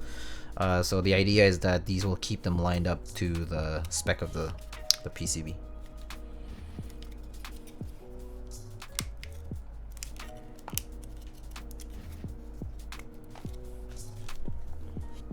Wasn't talking about me. Was talking as you never. Oh, as you never running a GMK group right again. Oh. Yeah, probably not. I don't know. We'll see. Probably not. Probably not though. I highly doubt it.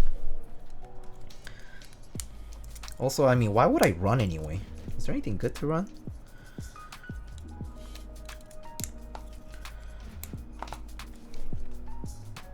I guess Blue Alert would be the one.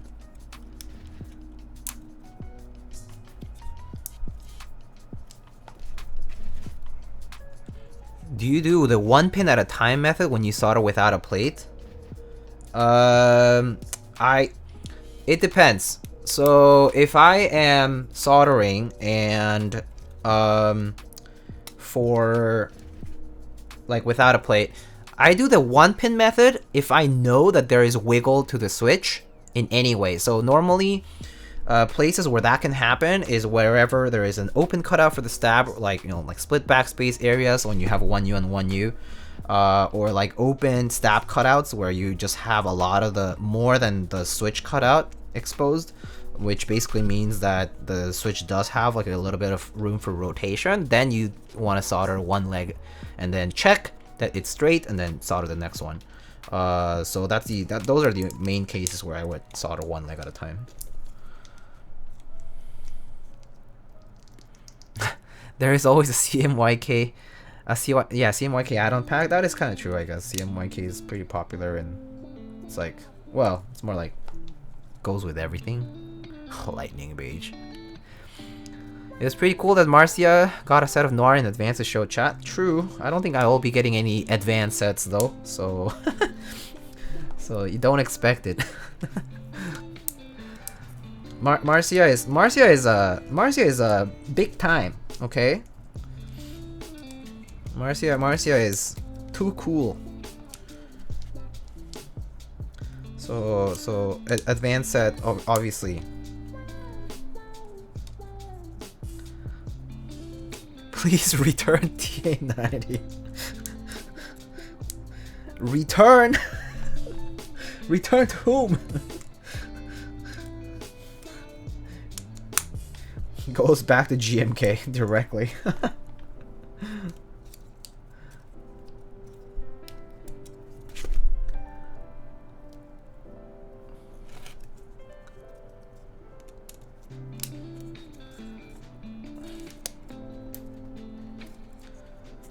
Okay, I got a little distracted here, but let me test these first.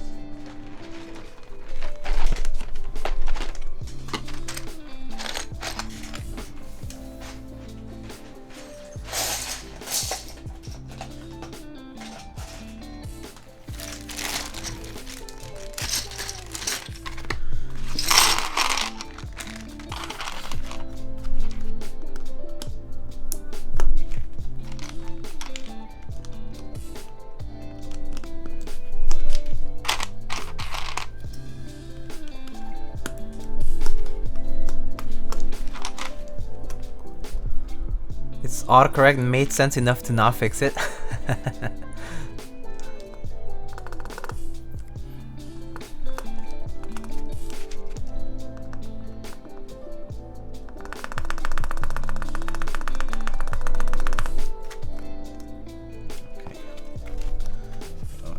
wasn't because of this.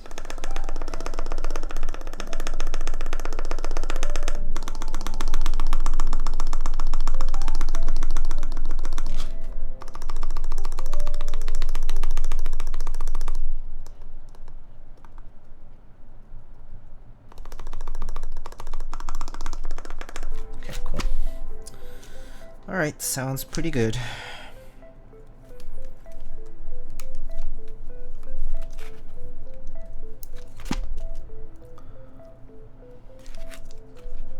Math exam typing test? Oh my god.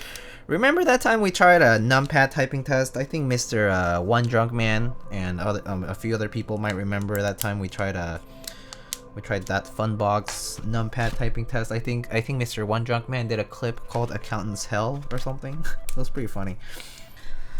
Oh my god. That was terrible. I suck at numpad, I guess. That's a big bongo? Yeah, it is. A conga kitty, according to Mr. Hello Caps.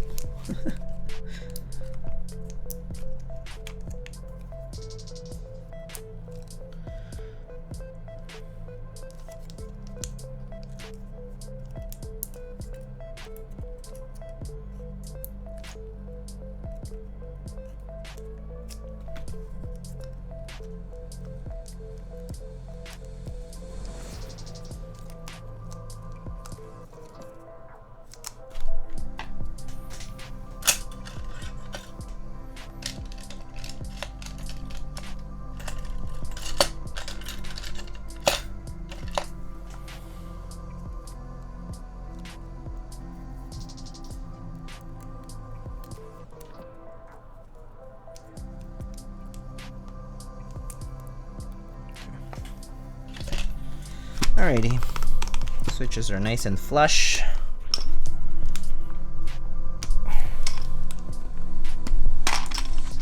Alright, we'll solder these after the rest.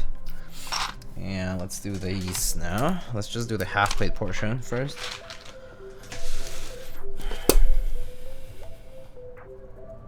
Heading to sleep soon, but have a nice rest of stream. Thank you so much, Nuclear Nacho. I hope you have a good sleep.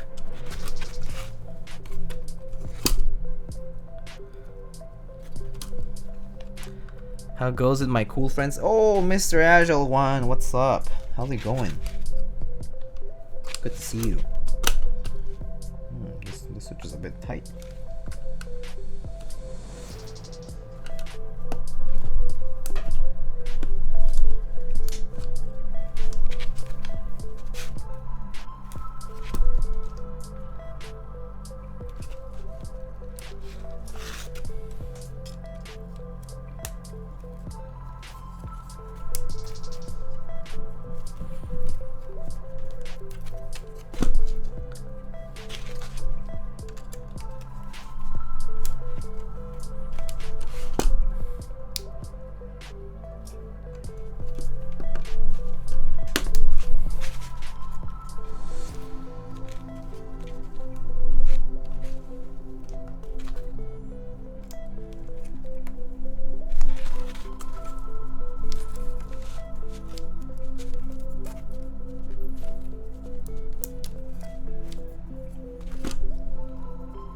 Everything is swell, amigo. I love the giant bongo. Thanks.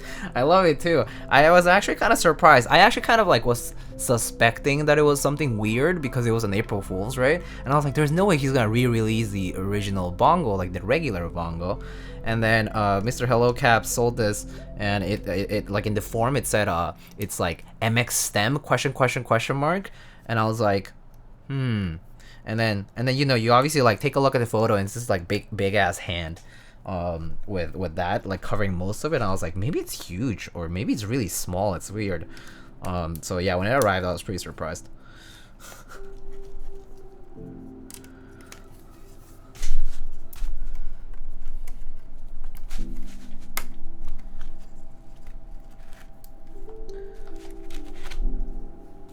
Speaking of April Fools, what you got, Drua?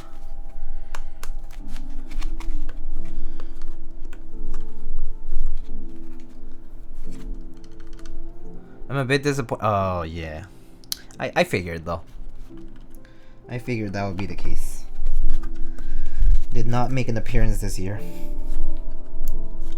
Which I think is pretty indicative of, you know, effectively done. Bit unfortunate, but it is what it is.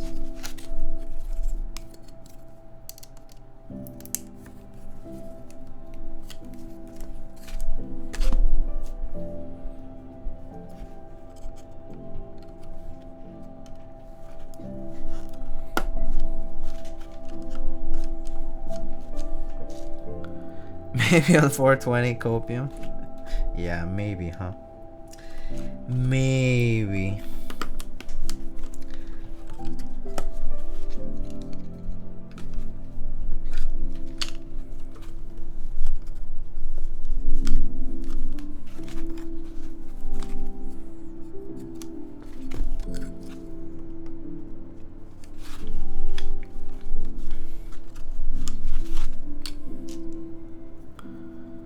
I gave in and had to get the GMK Jamon V2. Oh, yeah, it's a nice colorway, and also it has an enye, so you know,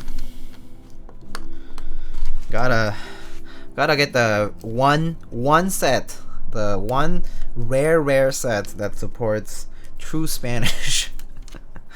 At least not like Spanish, like proper like Espanol layout, but still has the enye, which is a rarity nonetheless.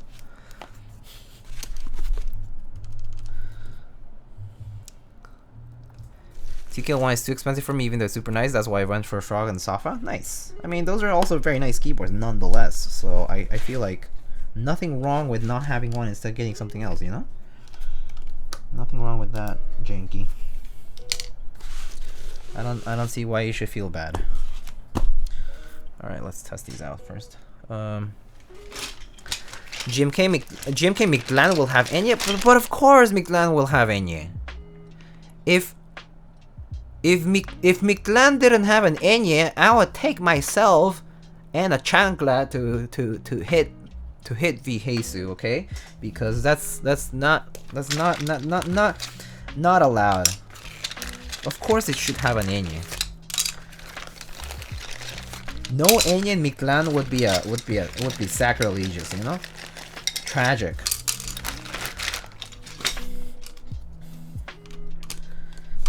I would call Mr. Vihesu by his full name in Spanish. I would be like, Te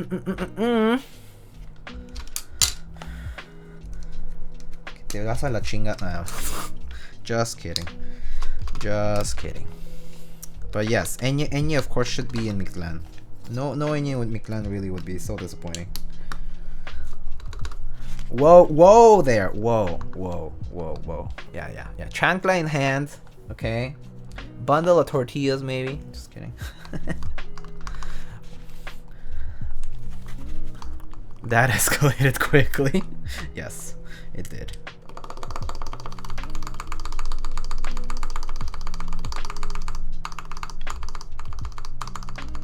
Belt buckle. My. That's a little aggressive. I mean, I guess either way, it's pretty aggressive.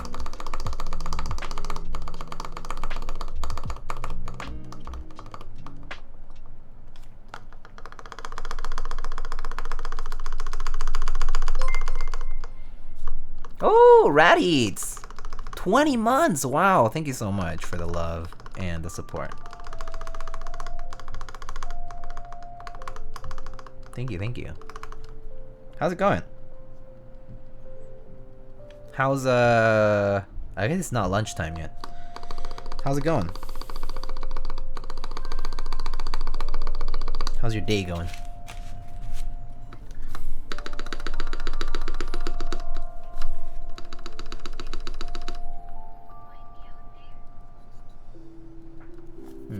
Maybe a teeny bit here.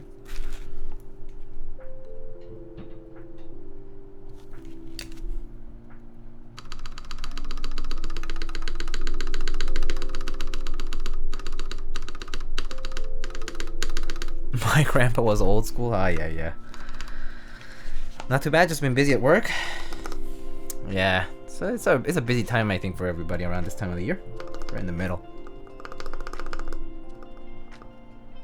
A lot of that spring cleaning, so to speak. Although I guess for you, it technically isn't spring, so.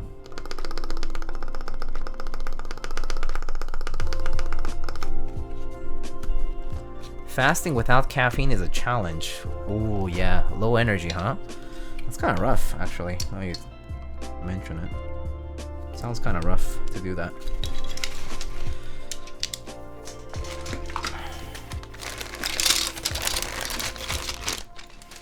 Trying to convince Babyface to put Enya in bass. There are a lot of other really awesome unannounced collabs for Mictlan. Excited to see people get psyched for them. That's great.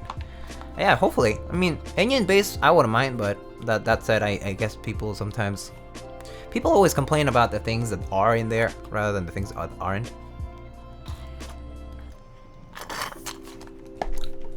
But I guess we'll see.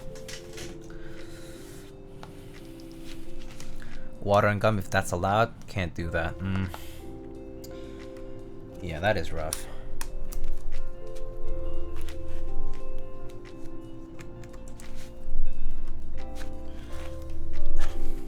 Oh, guess the switch isn't fully closed.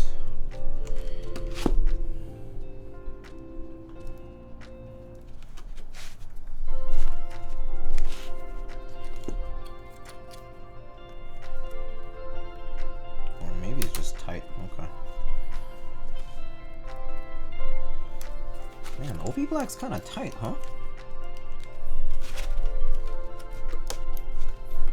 There we go.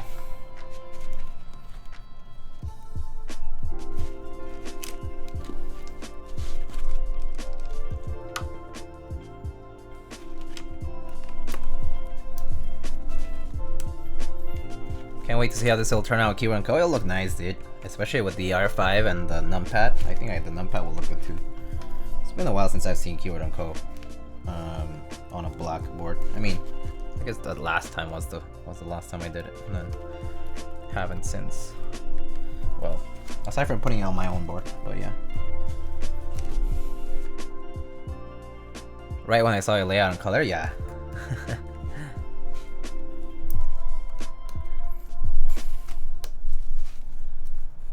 Oh, I guess maybe I should just log the reward too, because we already have it pretty much done. So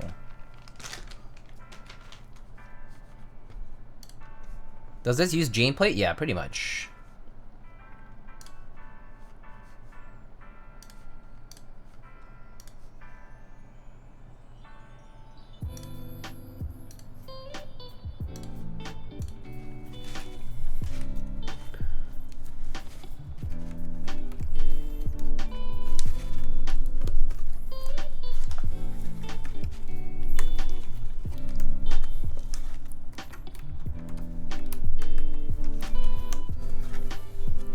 Speaking of that, do you prefer the Jane V1 style plate or V2? I prefer the V2 because the spacebar is a bit nicer. But the V1 is fine too. Like, I personally didn't have any issues with the V1 plate. It is a bit more of a sturdier feel if you want that. But when I tried the like half FR4 and half poly on the Jane V2 style, it's really nice. Although the only problem with the half poly, sometimes it's a little bit too flexible at the spacebar, so it can actually bow a little bit. So just gotta be careful that your switch is properly clipped there at the spacebar, and that your plate isn't like bowing into the middle. So that's the only thing to watch out for. But otherwise, I really like the half plate typing experience with the Jane V2 style. But the Jane V1 full plate experience is pretty sweet too.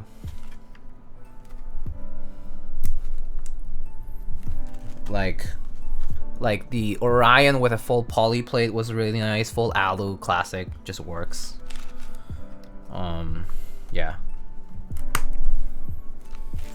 Nice and full sound. It's pretty good. What are your thoughts on Goon blind bag? Wait, what is this? Is this a new sculpt from? I don't think I've seen this then. Oh, I think I know what you're talking about. Oh, I see. I haven't really followed too closely, so I don't really have a form thought for the Bogan cap. Yeah, I think it's cool. The aesthetic for Bogan caps is like pretty cool, but I haven't really followed it to the point where I like really want to collect it. Like I would probably pick up like one cap of each skull or something like that that I do like a colorway that I do like, and then probably call it a day. But overall, the skill, like Bogan Caps' skill, is very good. Like his sculpting is really good, and no doubt that like the attention's well deserved. Yeah.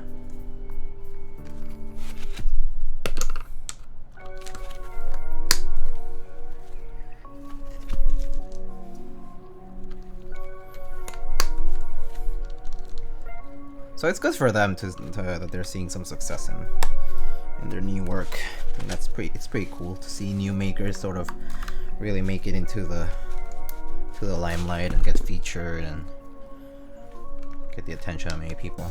Oh yeah, commission one from him? Nice. What colorway would you commission? Like, what colorways do you like? Like, what's your go-to, or what's the deal?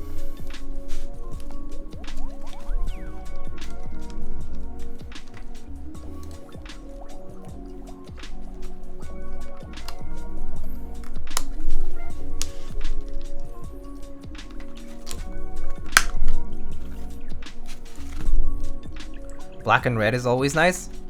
You have you need a commission partner. There's the guy who was talking right above you really likes black and red.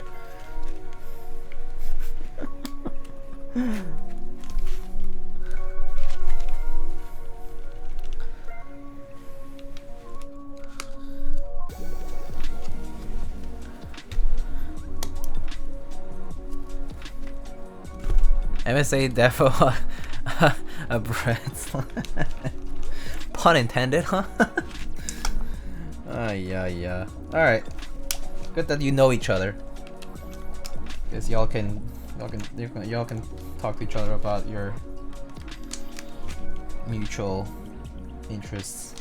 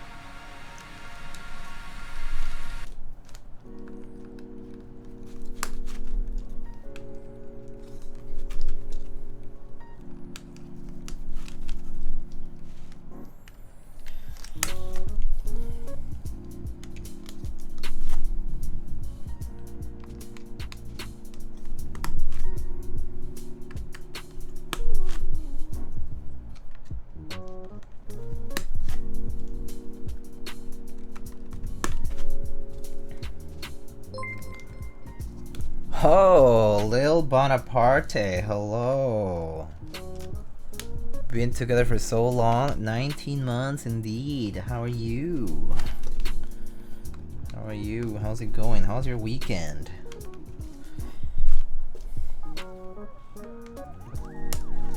Getting the Sunday scaries?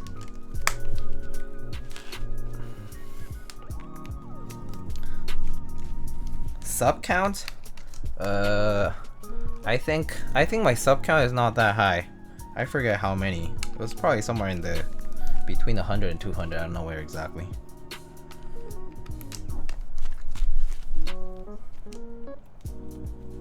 I think you can probably check on like other places.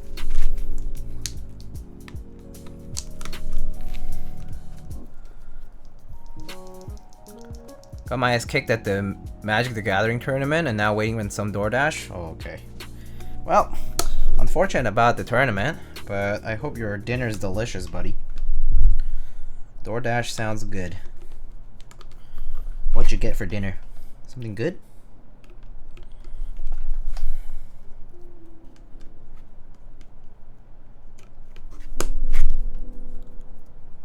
McDonald's only thing open? Damn.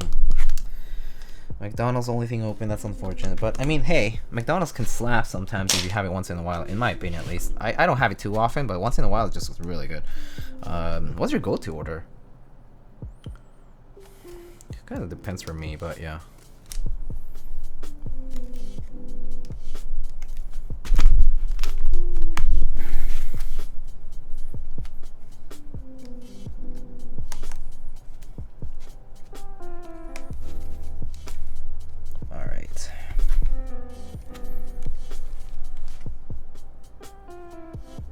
All the switches are in nicely, and we can solder both our num1 and TKL1. So let's do that.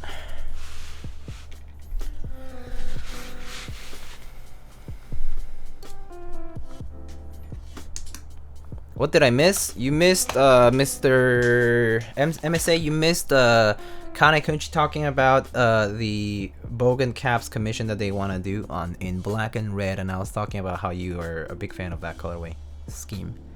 They've been clapping cheeks. Hello, French fries in what? French fries in McFlurry?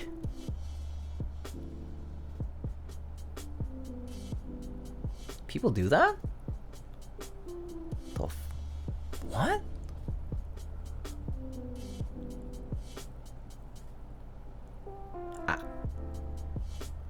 I don't know. Yo, Diego, my boy. Okay. What is this life lesson I'm about to get here? Yo, Diego, my boy. Someone's about to teach me a life lesson about how fries in the McFlurry is good. What? I mean, I get it. It's that decadence all mixed in together. It must be nice, but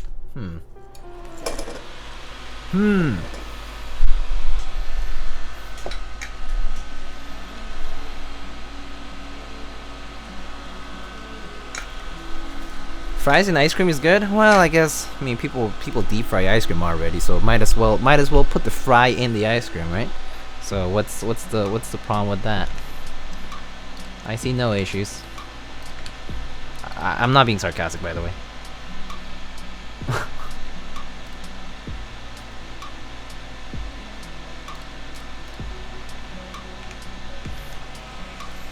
Sweet and salt? Yeah, I think that's the sweet and salt combo, yeah.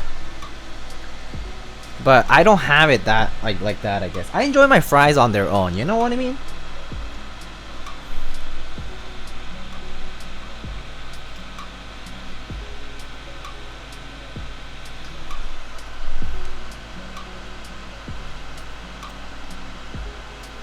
But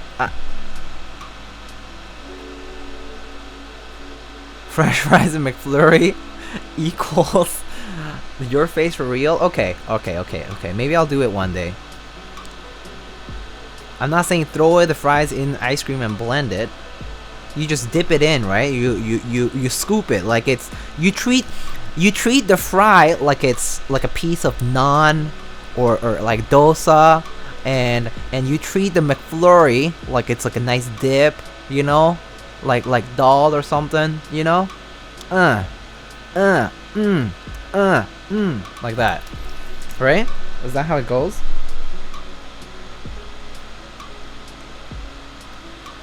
Now you're getting it? Okay. Alright. I'll do it one of these days. One day I'll have to try this. French fries and a McFlurry, and I'll dip it and eat it. Alright. I'm okay with that. People won't look at you weird? I mean, look. People looked at people who watch anime weird, and now it's like the meta. Anime is cool. So I'm sure that French fries and McFlurries once were uncool, and now they're cool. So it's fine. It's just a random thing that popped out in my head because I was talking about that the other day.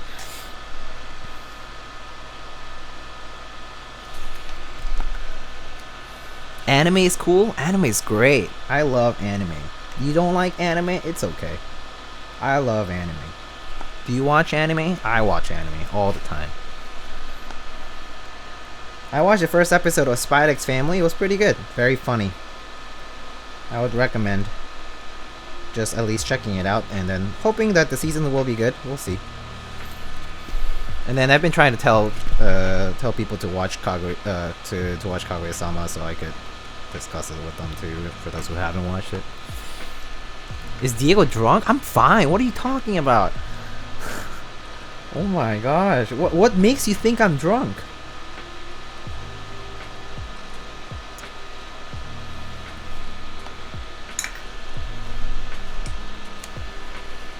Anime used to get you bullied? True. Facts. First-hand experience.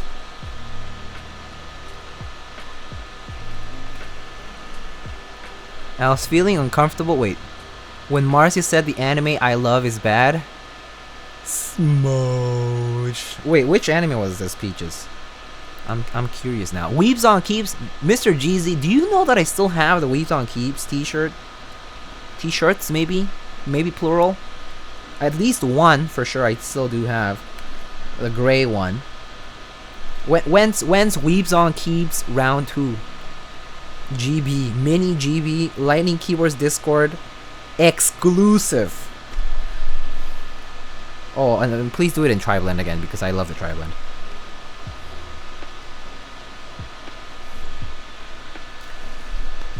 Yeah, like 5 shots of Patron. Patron is super overrated, by the way. Patron is not that good of a tequila, to be honest. Let's be honest. Who here loves Patron? Patron is extremely overrated, expensive for no good reason. There are way better drinks than Patron.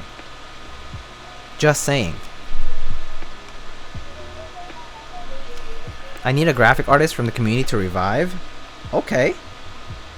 Weebs on Keebs, round 2. Is anybody interested in collaborating with our friend GZ Prime to create a bangin' Weebs on Keebs t-shirt? Easy clap. The only time I will allow Keebs as a word on something, because I hate that word, to be honest. It's a very terrible, it's a terrible abbreviation of the word keyboards, to be honest with you. I don't know, I just don't like it for some reason. Keebs. Sounds weird. She was like, ReZero is the weebiest shit, but I love Emilia. A person who does not like ReZero and does not like isekai, can you call yourself an anime lover if you don't appreciate one of the best isekai, if not the best isekai of all time? Well, actually, now that I've watched Mushoku Tensei, I can't say that, but still.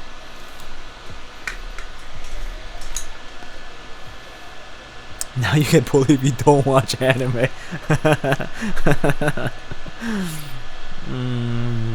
I only drink it when I want to get drunk with friends. One of them loves it. Oh, Patron? I see. Yeah, I think it's a pretty overrated, but it just doesn't taste that good. That's all. There's other ones that just taste much better. Saying Keeb is Omega cringe? Well, I wouldn't say it's like cringe per se. I just don't like it. Like, let people say it, but I personally try not to, because I think just saying keywords isn't even that hard. Can the Weebs on Keebs be using a Thoki keyboard? Maybe they are HHKB users, Mr. I1A. How about you contemplate, instead of running DCS Reaper and more DCS sets, why don't you contemplate maybe collaborating with someone who could do a real Thoki set, aka OEM like electrocapacitive switch compatible, Tokyo Press switch compatible keycap set. How about that? Do it in a nice blank color, milk blue blank color, or maybe Sakura pink, like the original Sakura pink OEM set that came out from Real Force a long time ago, and it's no longer released and it's very expensive to get, and you can't even find it in the first place anyway. Real Thokis, we will recognize Thokis as a real Thoki vendor when we see a real key set for maximum Thokerinos on the Thokiest keyboard in existence, aka the Happy Hacking keyboard. Professional Thocking 2 Classic Hybrid Type S.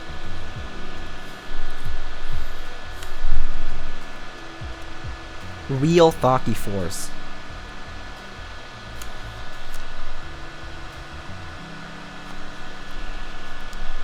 And you can make third-party Toper cases and call it the Heavy Thock. Easy clap. Why go for the Heavy Grail when you can go for the Heavy Thock? Am I right? I wish it was it was easier to find manufacturer quality EC keycaps. No, true. Do agree.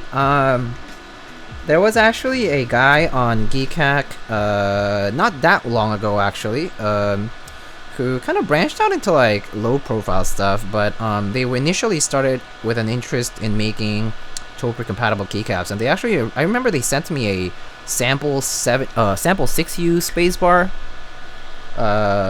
for Toper, and it was really solid. I was hoping that they would actually, you know, like accomplish their goals in making something Toper compatible, but it kind of fell through. Like it kind of just didn't really happen, and they kind of never continued that interest check. It's like an interest check on Geekhack called like Toper keycaps ! And it looked promising, but they never really followed through, and it never really went anywhere. I remember like sending them measurements of like my real force and my HKB and stuff so that they could make 6U and 7U compatible stuff, but yeah, it never really went anywhere. It's pretty sad about it.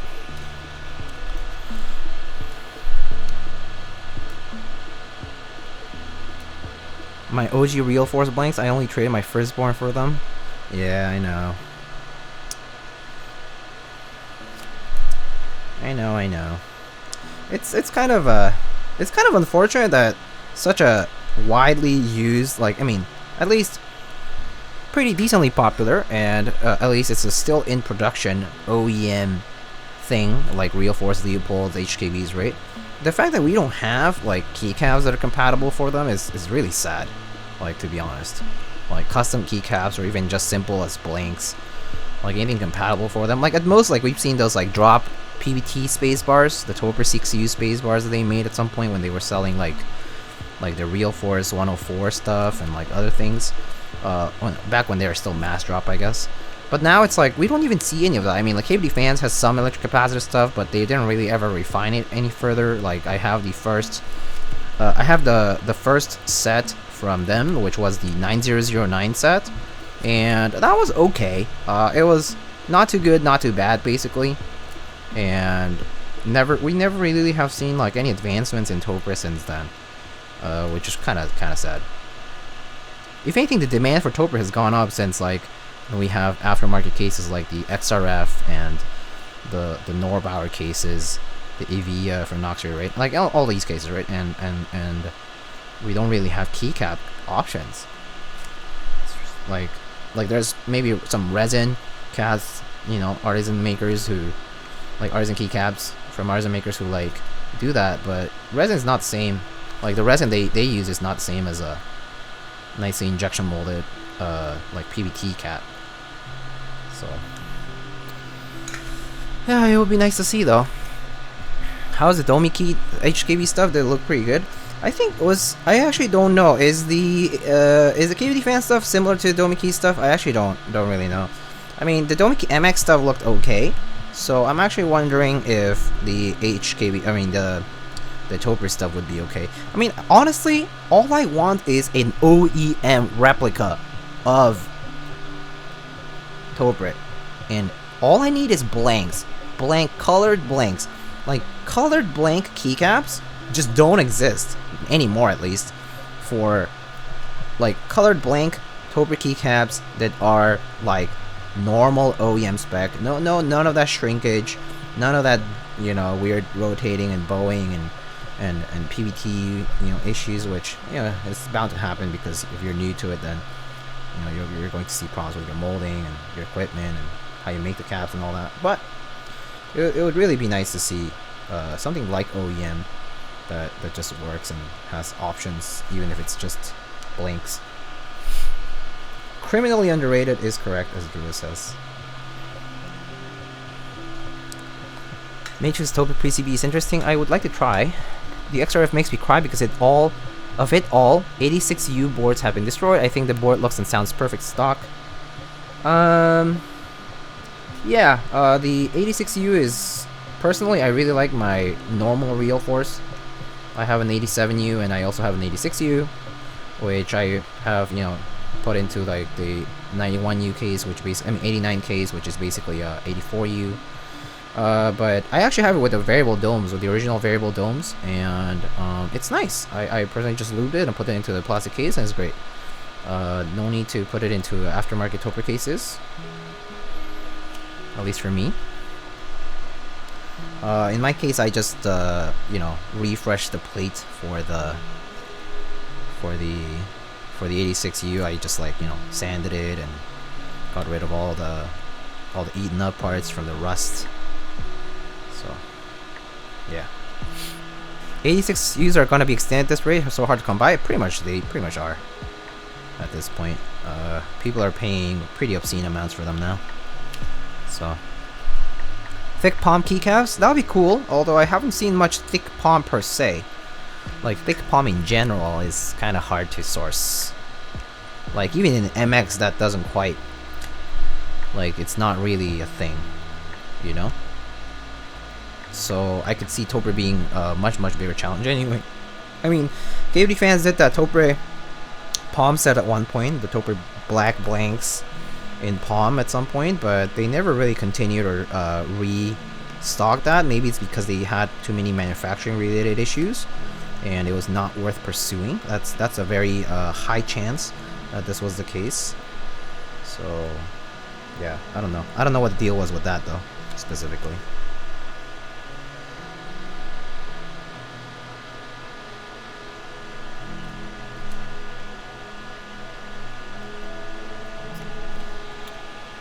Das cherry palm though, but Das cherry palm is not even Das made, I think, right?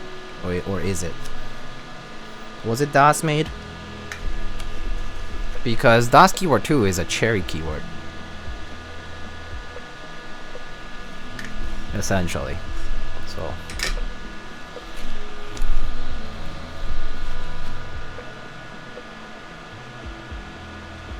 all right, let's see. Looks like everything's soldered, I think. Maybe if I missed something, I'll know in a bit. Wasn't it not just yeah, I thought it was just cherry palm. Yeah, I thought it was just cherry palm without legends. That's all it was. Does anyone know if R2 internals fit into an R1 case? Oh, I actually don't know. I haven't tried because I don't have a R2. Who is KD fans using? No idea.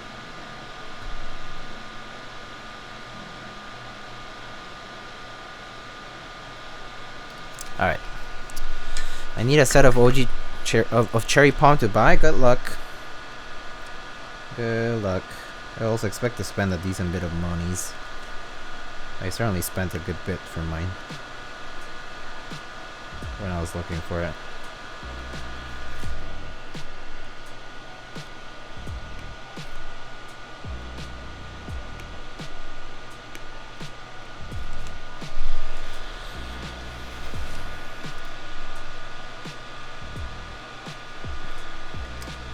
Anyway, do you think buying OG white and black would be less difficult? Yeah, probably. White and black is much more ubiquitous than palm, or at least blank palm to be specific. Like, the blank palm only comes from two keyboards, Das keyboard and the other G80 that's that has like the bubble Windows keys or whatever, and that's it. And those are basically discontinued and old enough now that probably not easy to find. So yeah, OG WAP would be much easier to find than that, for sure. Like by the hundred, so to speak. Numbers would be staggeringly different.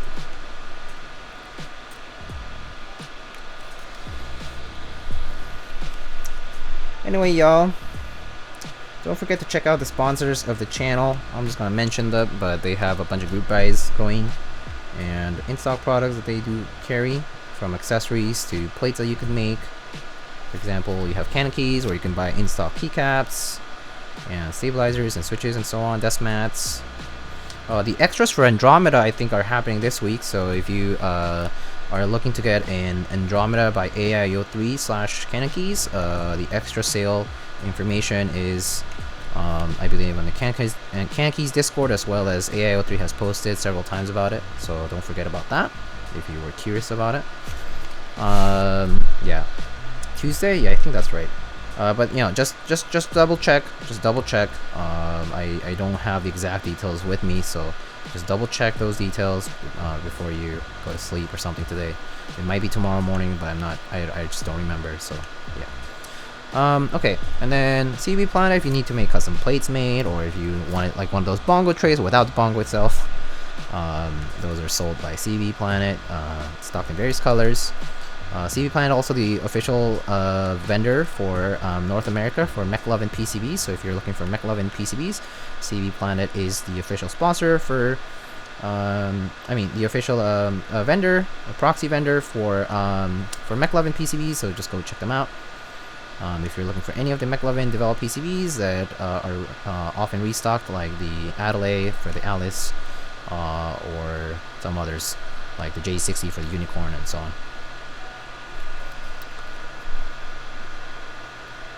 G81 3000 HFU. Yeah, I mean, I think you can find OG WAP a little bit more easily than DOS, I would say. I think, at least. Anyway, alright, so other in-stock sets available through Kinetic Labs, kineticlabs.store/lightning, Omnitype. Also, they have GMK sets from Modern Doge to Pono, and among others. Don't forget to check out Novel Keys. They also have in-stock sets as well as other supplies that you might need, and you can also get 5% off with promo code BOLT. Don't forget to check out Prime Keyboards. That is just back from their hiatus. You can purchase Durock stabilizers, alpacas, and so on. Project Keyboard, Salvin.com, who is also carrying the Key Cult collaboration until this week is the last week for the Key Cult X Salvin collaboration for their brass keycaps in different colors. Specifically in regular brass with clear coat and wider black enamel, and also in black with black, red, or white enamel infill. So don't forget those on keycult.com and salvin.com. There's also group buys ongoing for both Salvin and Space Cable, spaceholdings.net/lightning. Do you have a discount code for Canon Keys by chance? I do not have a discount code, but if you purchase from Canon Keys using the affiliate link, you will provide a kickback free of, basically at no charge to you, but I do not have a discount code. There's no discount for Canon Keys, unfortunately. So, yeah. How do you like the Andromeda? I personally liked it, off SAM, whether it was with the foam or without. It kind of had its own characteristic. I do obviously prefer without foam first, because it typed well without the foam. I didn't get to try for too long, by the way, the Andromeda, but it was a pretty fun board, like to check out and to try. The curves are like pretty cool to see in person. Definitely an expensive board. Like if you're thinking of getting it, you definitely should love how it looks. It certainly is a expensive keyboard nonetheless. Is it going to be mind-blowingly different from keyboards that are, substantially cheaper?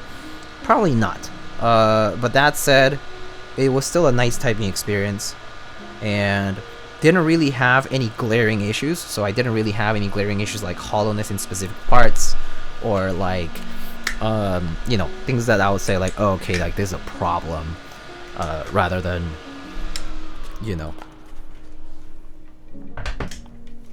that needed to be addressed. So like, and the foam thing was more of a preference thing. I felt like both of them had its own kind of signature sound to it, and the foam experience was actually not that bad.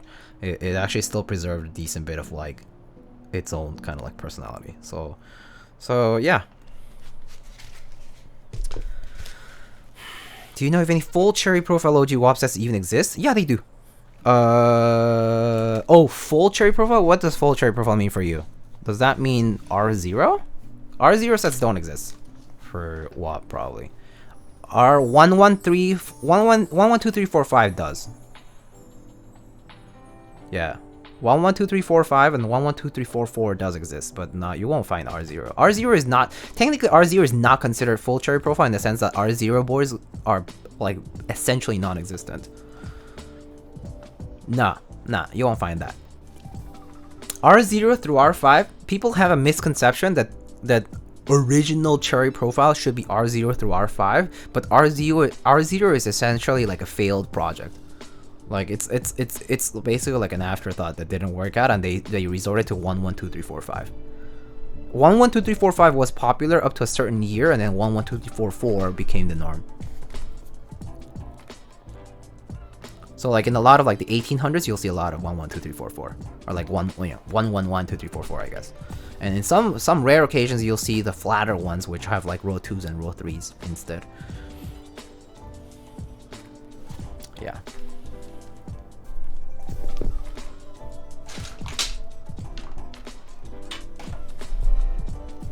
Also, Ninewalker, hello. How's it going?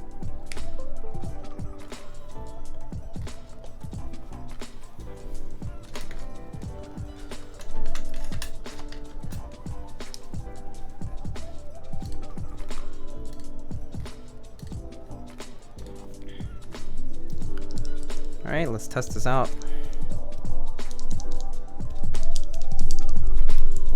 Okay, that works. Nice. And let's try this one now. Wrong keyboard. Anyway, and also don't forget to check out some of the affiliates we have. Lboard offers a 5% off with promo code Lightning. Keyspresso from Canada also offers 5% off with promo code LightningKB. modedesigns.com/lightning keyboards if you're planning on purchasing the Sonnet. The Sonnet is the new 75% keyboard offering that is currently that is about to be released through Mode Keyboards or Mode Designs. There is a modedesigns.com/lightning keyboards website where you can like basically it's like a referral, and if you want to support the channel, you can do that. But the Sonnet will be going up soon, and I probably will be receiving a prototype to show you guys later on. I think later in the month. So stay tuned for that. But haven't received any news since. But yeah, we probably will get to check out the Sonnet in due time. So yeah. And then, you know, I have a link for Drop and also for mechanicalkeywords.com. But those are just for a kickback if you want to do that. All right. That's it for testing. Wow. Nacho actually toxic, bro. What the hell? Dude. Wow. Okay.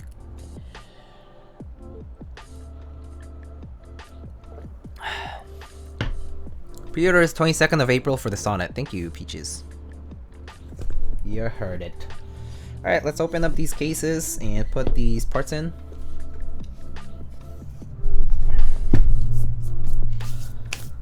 Alright, let's get these bump-ons on first.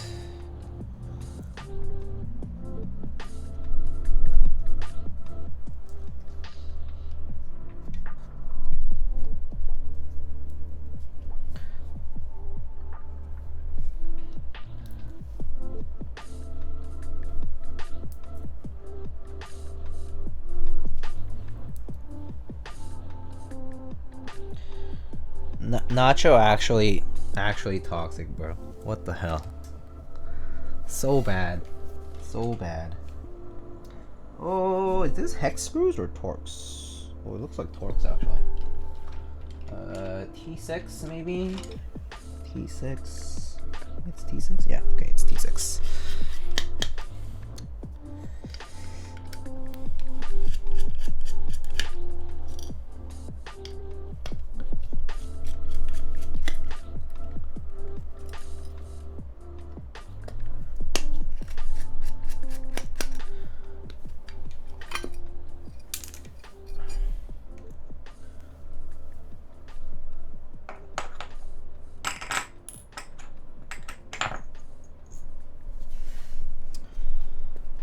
Okay, and there's screws here.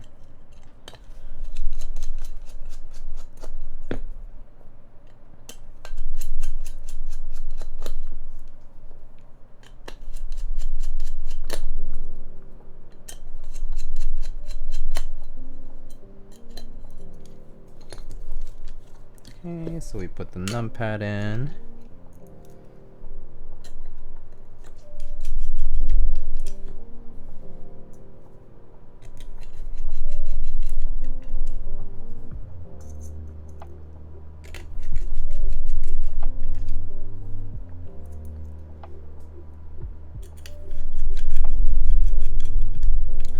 Alright, that's the numpad.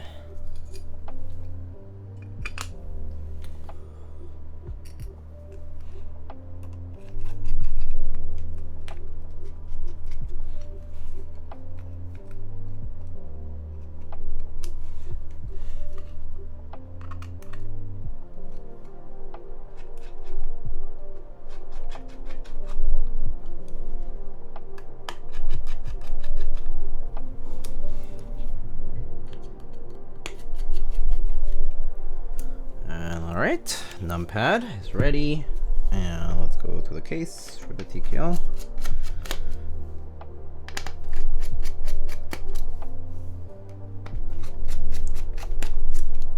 Can we see the big bongo up close? Yeah, sure.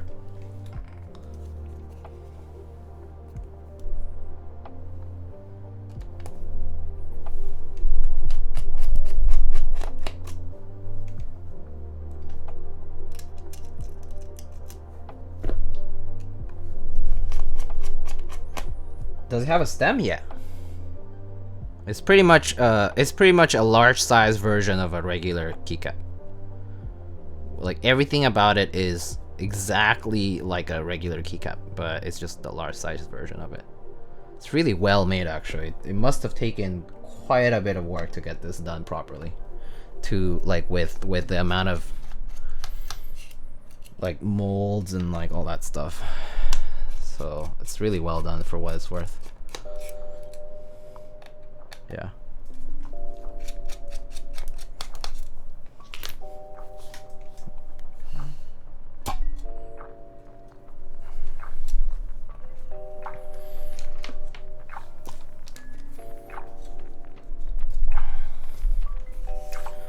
Okay.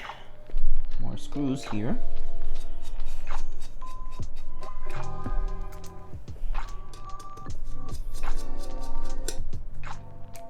Oh, right. I just remembered that the O-rings are actually just for one side, not for two sides.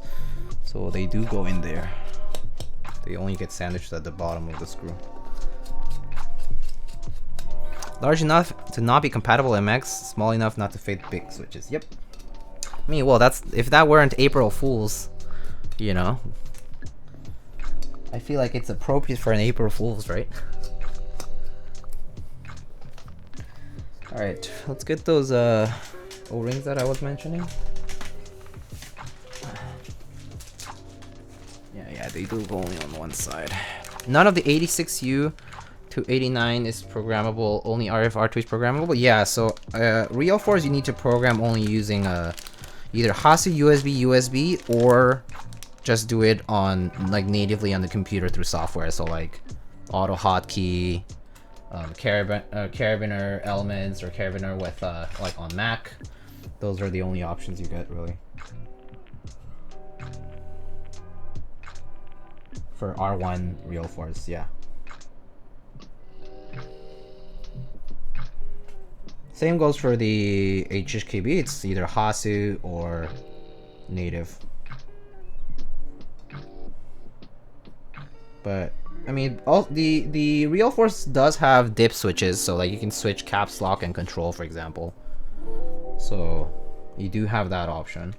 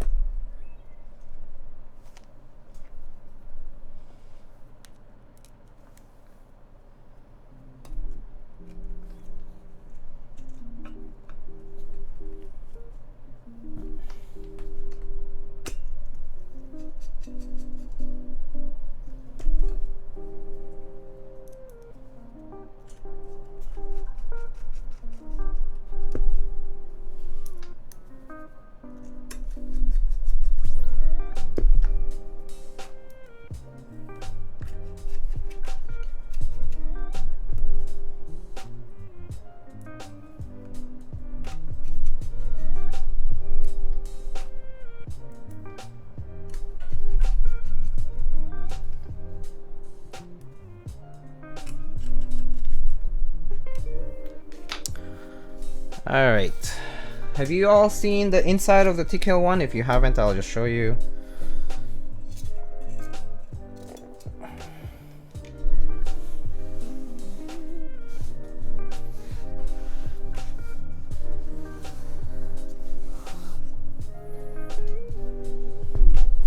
So this is the interior of the TKL1. If you haven't seen, it says not for resale in one corner, hiney on the other. It's an interior brass weight, and the exterior part just has a stainless steel. It's a two-piece weight. Basically, they're screwed on by with these screws.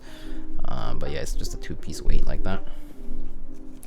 And then the top piece is, you know, standard Jane V2 style or koala style, or you could name it whatever. Whale, koala, Jane V2. It's the same. Top mount.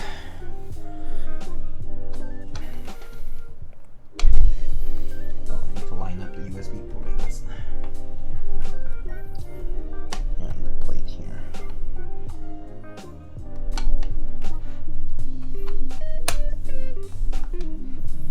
What's getting stuck here? Let's see. Is it the plate?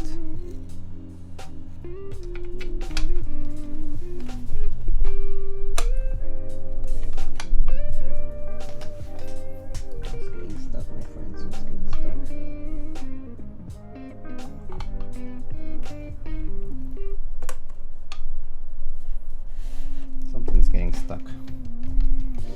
Maybe the plate is too far to the left, maybe.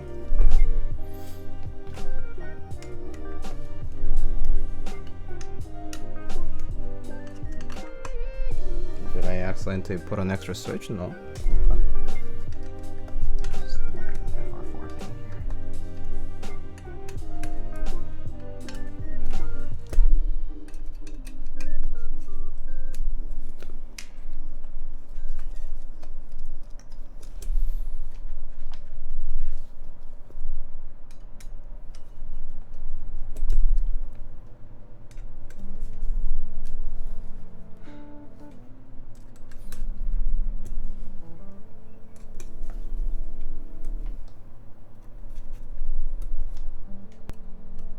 Oh, is it this? Is it the little nub here? Let me see. Oh no, there we go. Oh, I guess it was the plate. It's just the side of the plate. The FR4 plate slightly sticking out. Guess that was it. Okay, cool.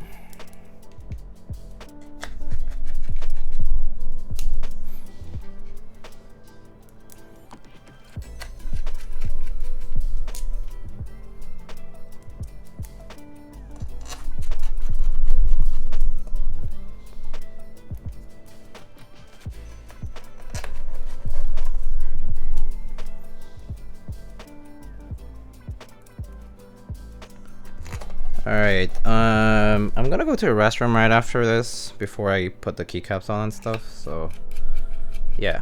But we'll be putting a Keyboard Co today. GMK Keyboard Co. If you haven't seen it, is this neat set with Tiffany-like colors. They're actually it's a colorway based on the dunks of that particular colorway. So yeah. Alright, I'll be right back.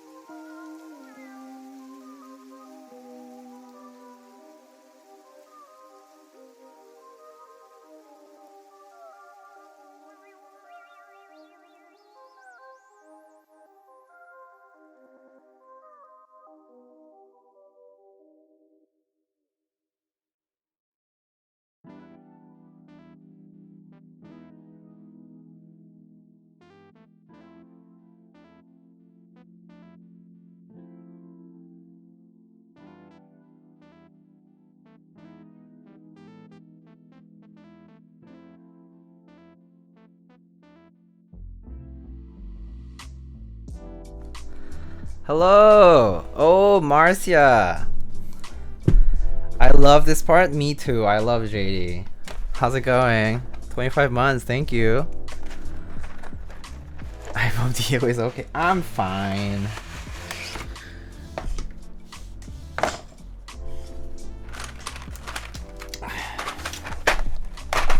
Alright.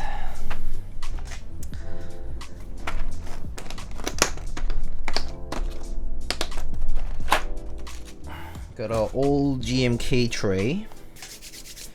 Alright. GMK Keyboard Co. What's your opinion on Xbox backspace? Like it, hate it, indifferent. I personally dislike it. Personally, I think a regular arrow works fine. But, I mean, can't do anything about it, and the set's the habit. So, what else do you do other than use it? But I mean, if I would rather not, like, if I could not have it, if I could rid of it, yeah, I would prefer to just have a regular arrow, like the backspace arrow or whatever.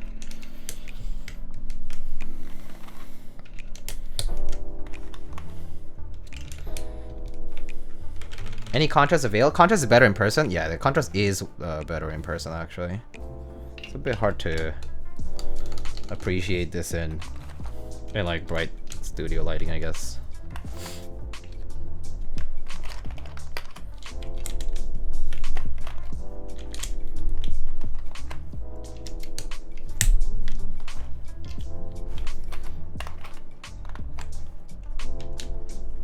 The cool thing about this set is that this set also has R5. So actually, let me see if my R5 arrows here. Wait, are these R5? I think these are R5, right? Oh yeah, they are. Okay, cool.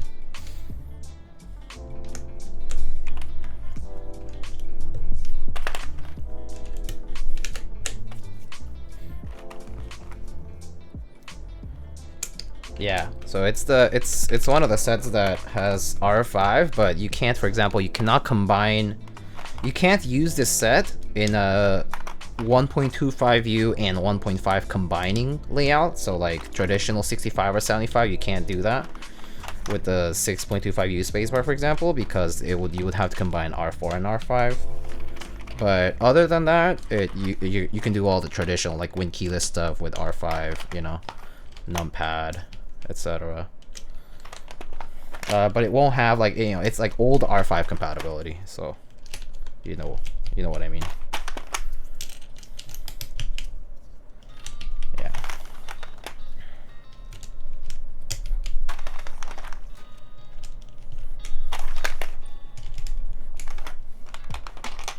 All right, Drew, you get to choose. Accents, no accents.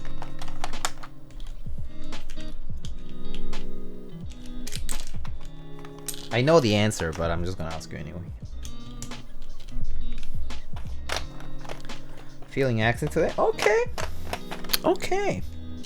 Feeling accent today. Bold. That's a very bold choice for Dua to say accent. Wow. Okay. Okay. Alright. We take those. Accent it is. I think on the TKL it looks nice. Looks good on the layout.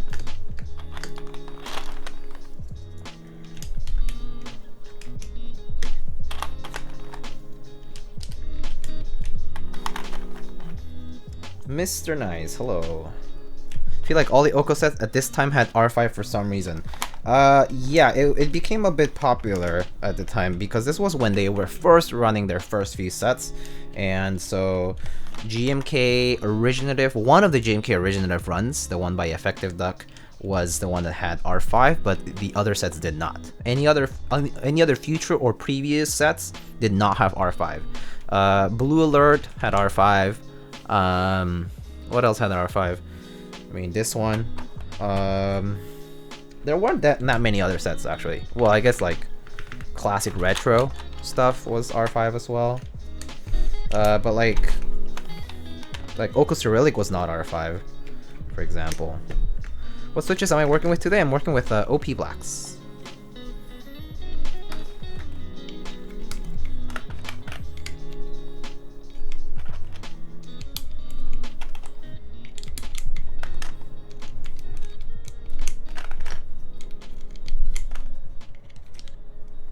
Oh, do I have a numpad? Oh, I don't think if I... Oh, I don't have the numpad accent with me. I think it's in my... Like, I think it's somewhere in my, like, keycap storage. Like, the different place. Need to go find them, but yeah, I don't have a numpad enter that's accented. Or maybe it didn't have one, actually. I might think it might actually not had one and was just the ISO and regular. Yeah, it actually makes me think it was that only, because I don't remember seeing it. Anyway, whatever.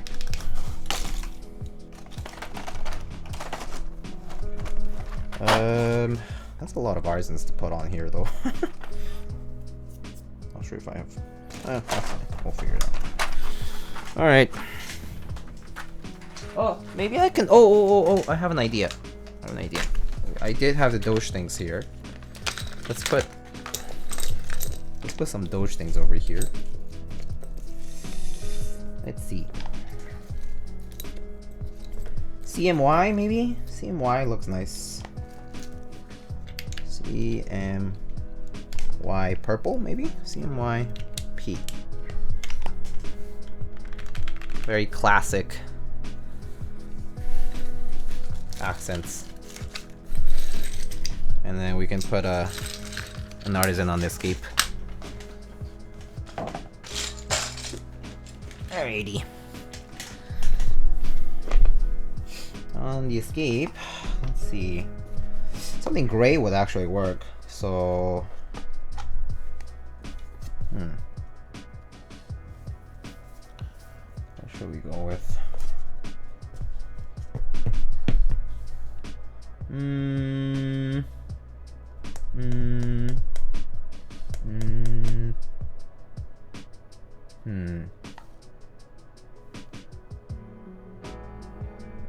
The Emerald Keywalk, that would work, yeah. The Amelia would actually work really nicely, yeah. As well. D2 Bongo. Yeah, D2 Bongo also works nicely because it's like a nice gray. Let's go with the Bongo. I think the Bongo is a nice gray that fits it really nicely here. I think this one also works, but the gray is slightly lighter or slightly darker, basically. Alright, let's go with this. We have a cat and a bunch of dogs. Alright. Okay. I guess Mr. GZ Prime redeems the accountant's hell. Just kidding. The Toto typing test. Okay, let me call my neighbor, Lightning Keyboards Fan 69. I'll be right back, okay? Call in Lightning Keyboards Fan 69. Just a second. BRB.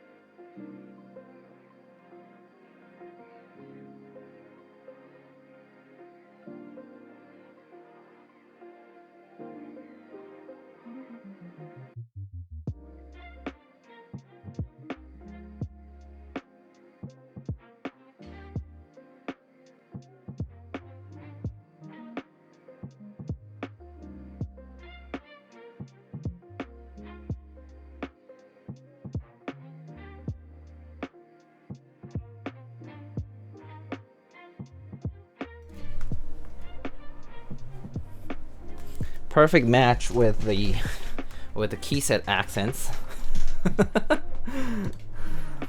Today we match our keyboard accents. GMK Keyboard Co. Feet Lightning Keyboards Fan 69. We have all sorts of beasts today.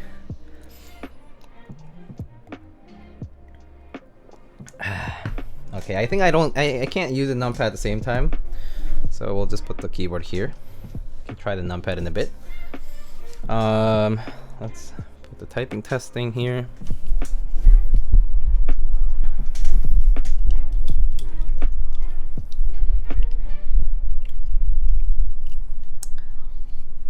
Okay, so let's try this out.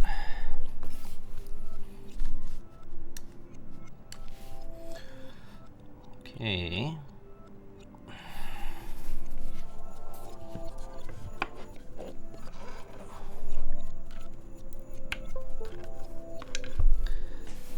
Oh, whoa, okay. All right.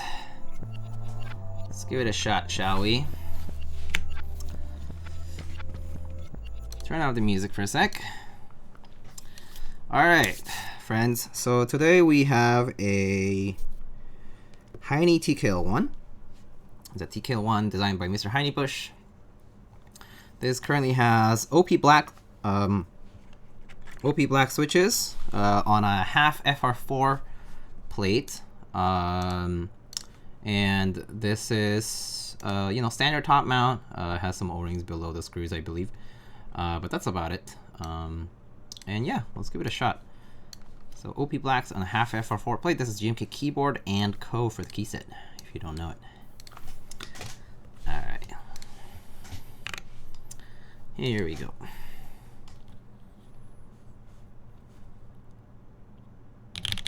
Oh, wait. Let's check the... Sorry. Put the time to 60. Try again.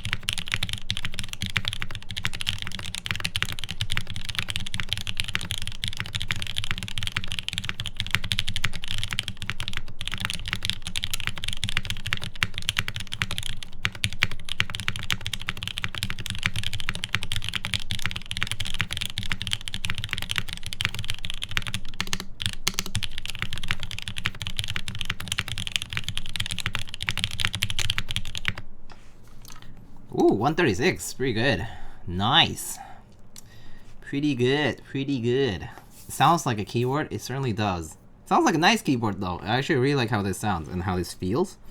What's really nice about the Hiney TKL1 is that it definitely sits a bit lower on the desk, and with the FR4 half plane in particular, it's a very nice and soft typing experience, to say the least. Yeah, it does sound very nice. All right, let's check out the mods first, and then I can try it again if you want to. If you want me to. If not, we can try the numpad maybe. Does it have that piece in front? It's a good copy pasta. All right.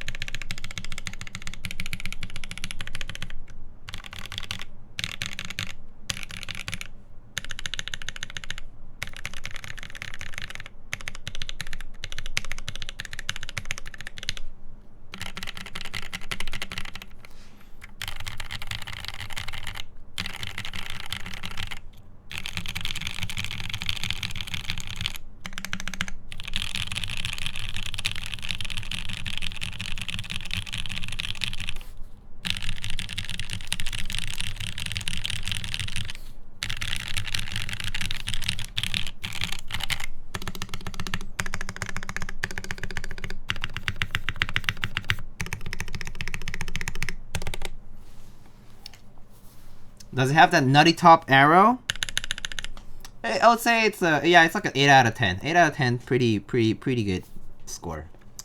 But one thing that's really nice about this board is that overall it sounds really good and it feels really nice. Like I have no complaints really about the board. I mean, that said, it is a James V2 plate style keyboard, and you know, it's like it's like the mounting positions of the plate and all that like basically have been tried and true. Like, you know, the Koala had it, the JV2 had it, the Whale had it. A lot of keyboards have it now, and so it's one of those things that won't fail because it's been already done and people have enjoyed it. So, but yeah, the board finish is also really nice. Yes, I do agree. The board finish is also very good on this board. Yeah. God, I love this set. Yeah, it's a very nice set. It's like pretty underrated.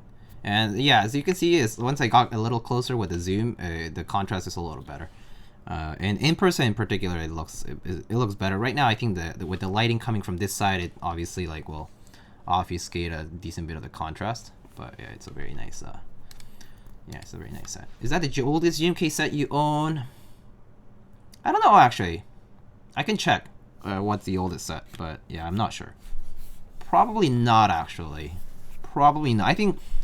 No, I think I might have older sets, but yeah, not sure. You have TA? Oh yeah, I do have TA, so yeah, TA would be older than that. GMK Triumph Adler, the custom color one, the first one that they did.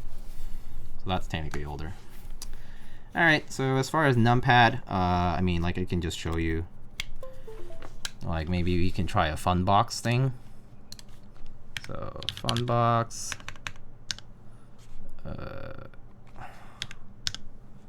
Alright, does this? Okay, cool. Alright.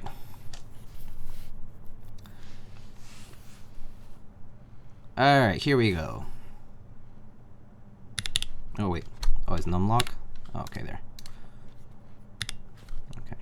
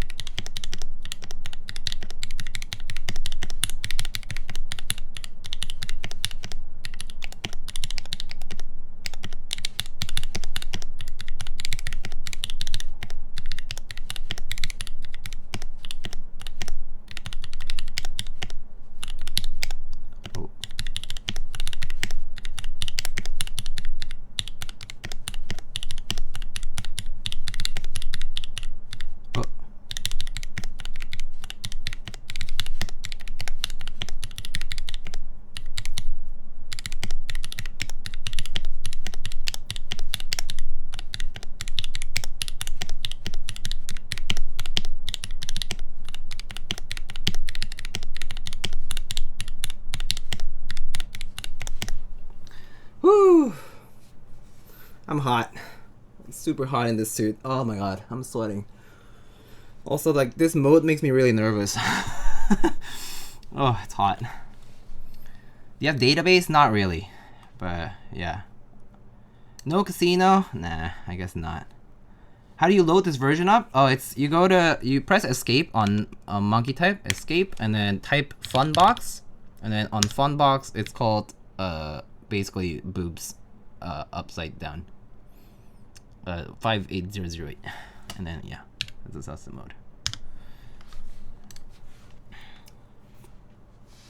Could add numbers, but I couldn't remove words. Oh, what is GMK TA again? It's GMK Triumph Adler. It's from 2016. It was run through mass drop at the time, right? Yeah, it was the first custom color GMK set made at the time. It had a very high MOQ. So mass drop at the time bought out a lot of the MOQ to have it made. It was run through. It was run by the designer was Intelli87, a very old community member. But yeah,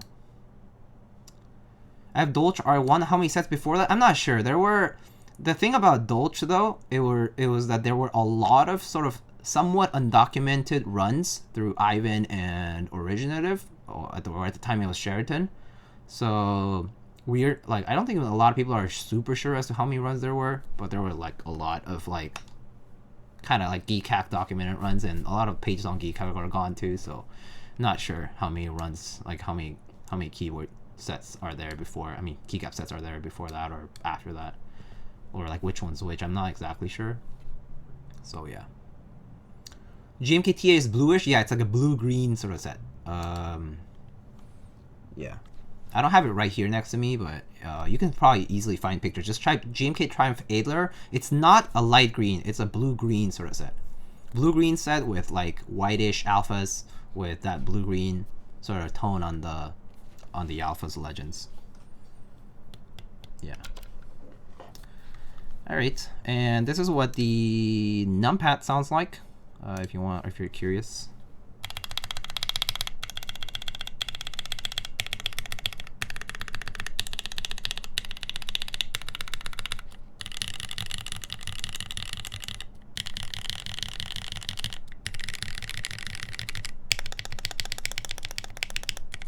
Oh, this keycap's not mounted properly. There.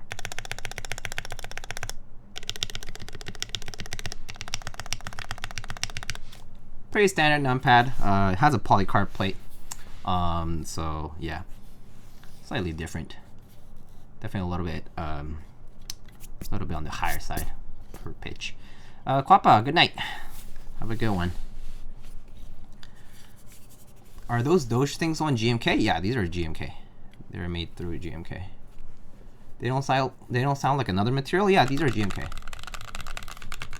They're the same. ABS double shots.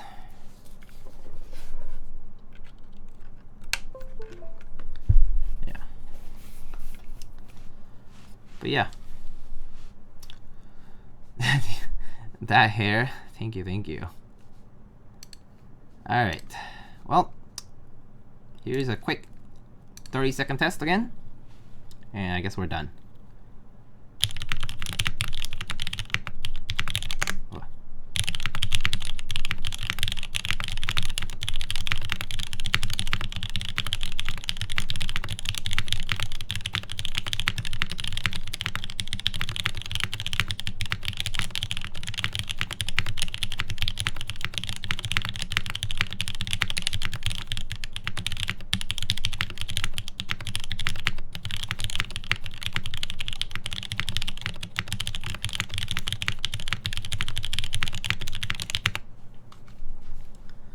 But yep, then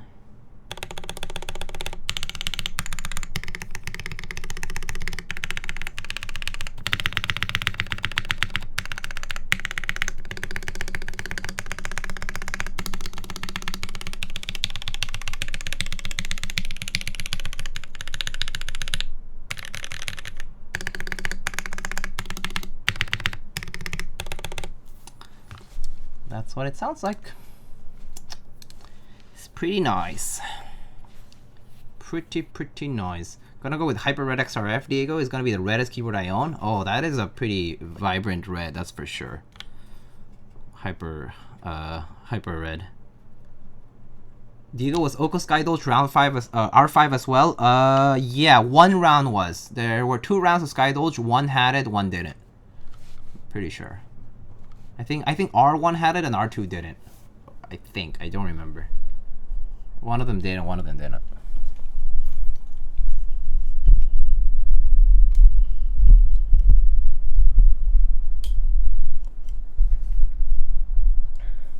Also, I think the compatibility was slightly different too between the 2 rounds.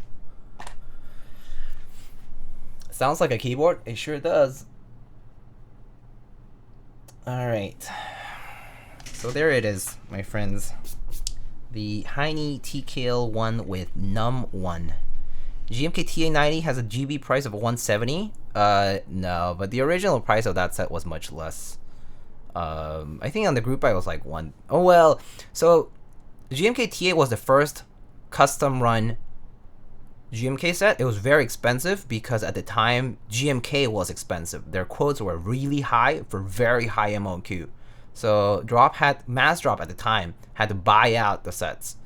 And so yeah, I think they were like basically like $150 for the customer with quite limited compatibility at the time. Or I don't know, 135, 150, I don't know, something like that. But yeah, it was at the time GMK was just simply expensive to get. Like GMK was just an expensive thing.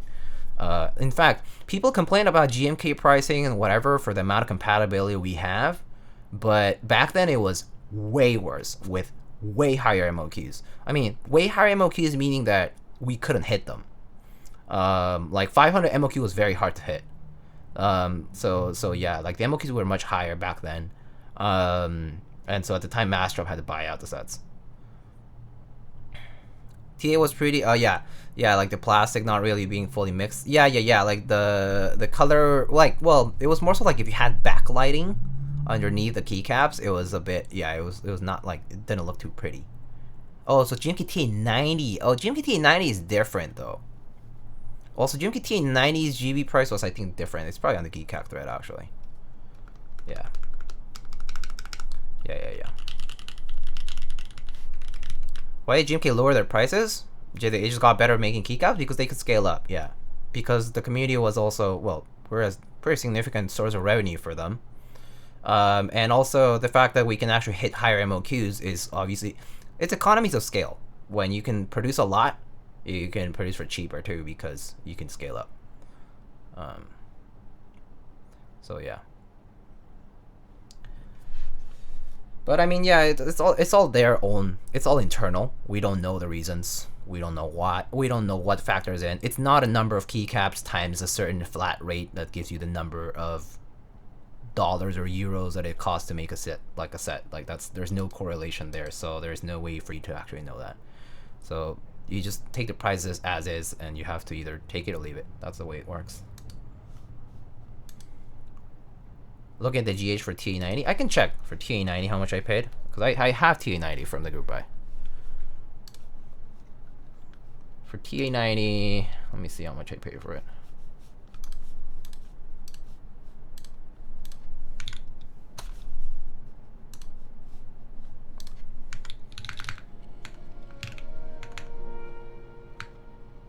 GMK TA90. Oh, I got it through Z Frontier.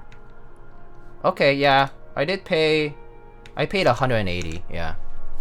So plus space bars, which were like 25 bucks or something like that. Oh, but it was 180 with shipping included, I think. So yeah.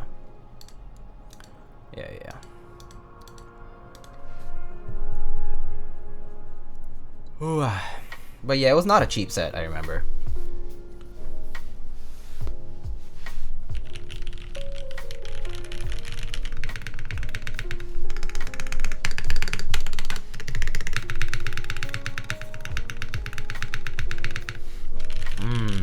hiney.cc1 really nice, by the way. Alright, it's so hot. It is so hot. Was this the first GMK GB you joined? No, the first GMK group I joined was... I don't know, actually. GMK... The first GMK set I got, I know it was GMK Carbon. That was my first GMK set ever. For sure. But I traded for that set. I traded for GMK Carbon. I didn't buy it.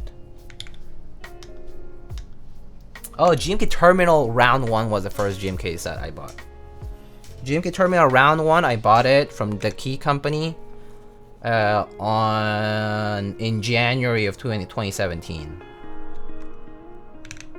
And then I bought GMK Triumph Adler from Mech Market, like secondhand at the time, I think. And then I think my second group buy was GMK Honeywell and like GMK Skydolge, if I recall. Something like that. Alright, it's hot.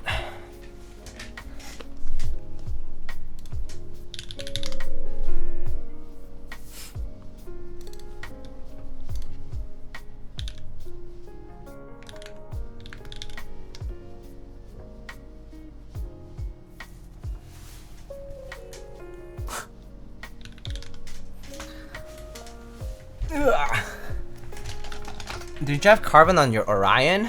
I have. Was it an Octagon? Can't remember. Yeah. I had carbon on my Octagon for a while. Do you actually remember this? Did you actually see me at some point with it? That's funny. Yeah. I had my carbon on my Octagon for a long time ago. But yeah, that GMK Carbon R1 was my first GMK set.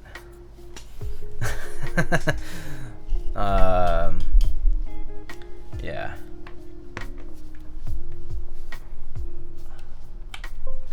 Oh, show us your Taro TKL one? Okay, I can do that. I mean, they're not different by much.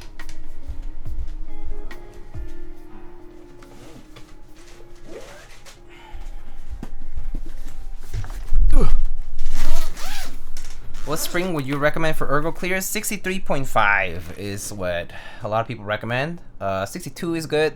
Between 60 and 65 is pretty good in my opinion. If you want heavier, go like 67 or 68, I guess. But yeah. So this is my own Hiney TKL one.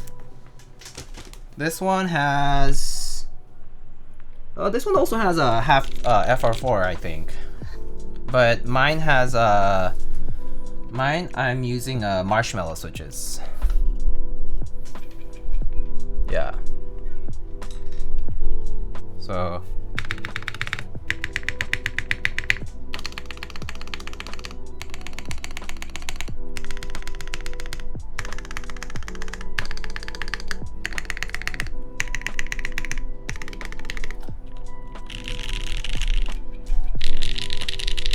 mine a little bit kind of like they have a bit of that more like different housing sound, I guess. Yeah, but I really like this color, so yeah, this was the I guess the friends and family one. But yeah, the OP black one's kind of thockier. Yeah, I don't know. I like the way mine sounds too, so I like both of them a decent bit. So yeah, they're both nice.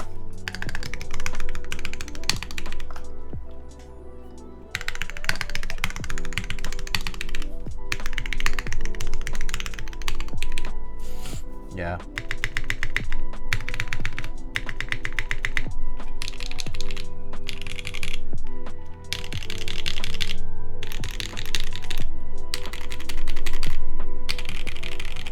This one's a little bit louder. The black one with OP blacks is a little bit louder than mine. Mine is a bit quieter. And I think I remember I lube these switches slightly more heavily than I normally do.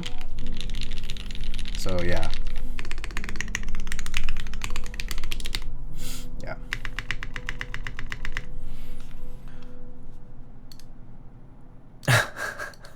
Guess Peaches is still awake.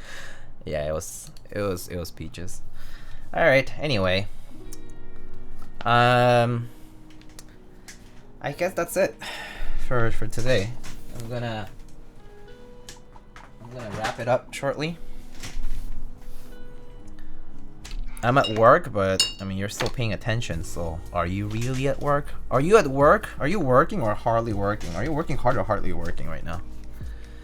3:47 p.m. on a Monday. Well, I guess it could be quiet on a Monday, right? Are you planning to stream this work week, Diego? Yeah, I probably should. I might stream one more time this week, and then I won't be around on the weekend, so you shouldn't expect to stream on the weekend. Next weekend, on like, like between the 15th and the 18th or so. Like, I don't think I'm gonna stream. Yeah.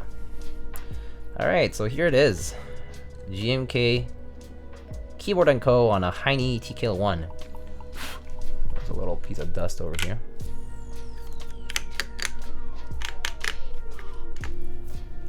Okay, yeah, looks very pretty.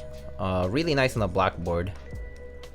Really underrated set in my opinion. Also very pretty, at least what I think.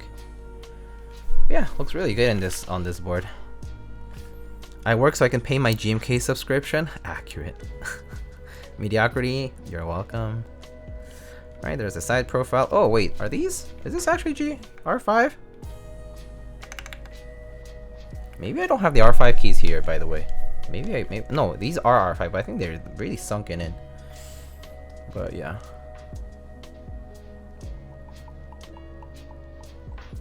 It's times like these, I'm grateful for how picky I am with literally everything keyboard related. It's always nice to be picky. But it's also It's also, yeah, it's good to be picky because it will let you spend less. Yeah, that's the side profile of the hiney.cc1. This versus finer things. This for me. I don't like finer things because it's very loud. It's louder than this even, so I don't like finer things because of that. It's just like all teal, which is not my thing. All right, and there is our num1 numpad. Pretty standard, but looks very good. No weights in it, by the way. Yeah.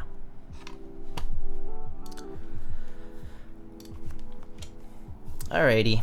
Well, I guess that's it.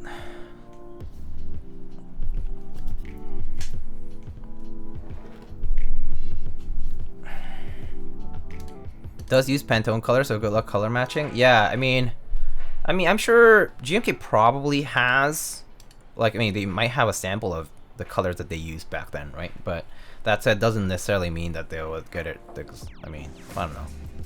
You would have to consult them, right? Also, yeah, probably would have to get Mr. Suchnoli's blessing if you wanted to rerun something like Keyboard Co.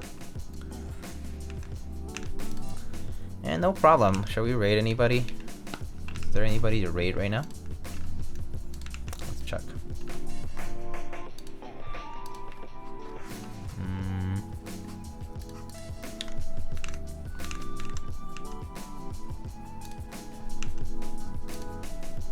Merlin? Oh, I see. Yeah. I see Mr. Giorin, with whom we raided a while back. Mr. McMerlin. He's doing group buy news. If you want to see group buy news. Starfire Penguin. Don't know them well, but they're doing a Mode 65 rebuild. Who else? Keyboard related. Not Pork Jowl. First customer build. They're also doing a Mode 65. Well, a lot of Mode 65s, I guess. And then that's it. Keyboard, at least. Keyboard wise, that I can see here. Let's raid someone. Let's raid someone new, shall we? Why not? Let's go raid Not Pork Jowl. Why not? Let's try raiding someone new. I don't think we've raided them before, so let's go say hello to Not Pork Jowl. So Not Pork Jowl. Miyago.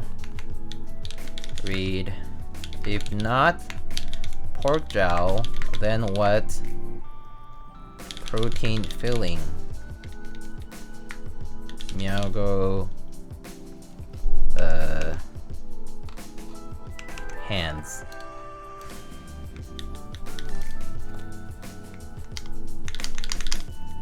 Alright. Alright, friends. I guess that's all I have for tonight. And I'll see you guys on the next one. I'll probably be building an Ion Keyboard Zenith next time. That might be my personal unit. So I'll probably see you then. Nothing crazy. It's probably just gonna be JWK switches on an oh wait, I think I have an FR4 plate actually. So we might try that. Alright, friends. I'll see you guys later. Have a good week. Have a good start to your week. And yeah, I'll see you then. See ya.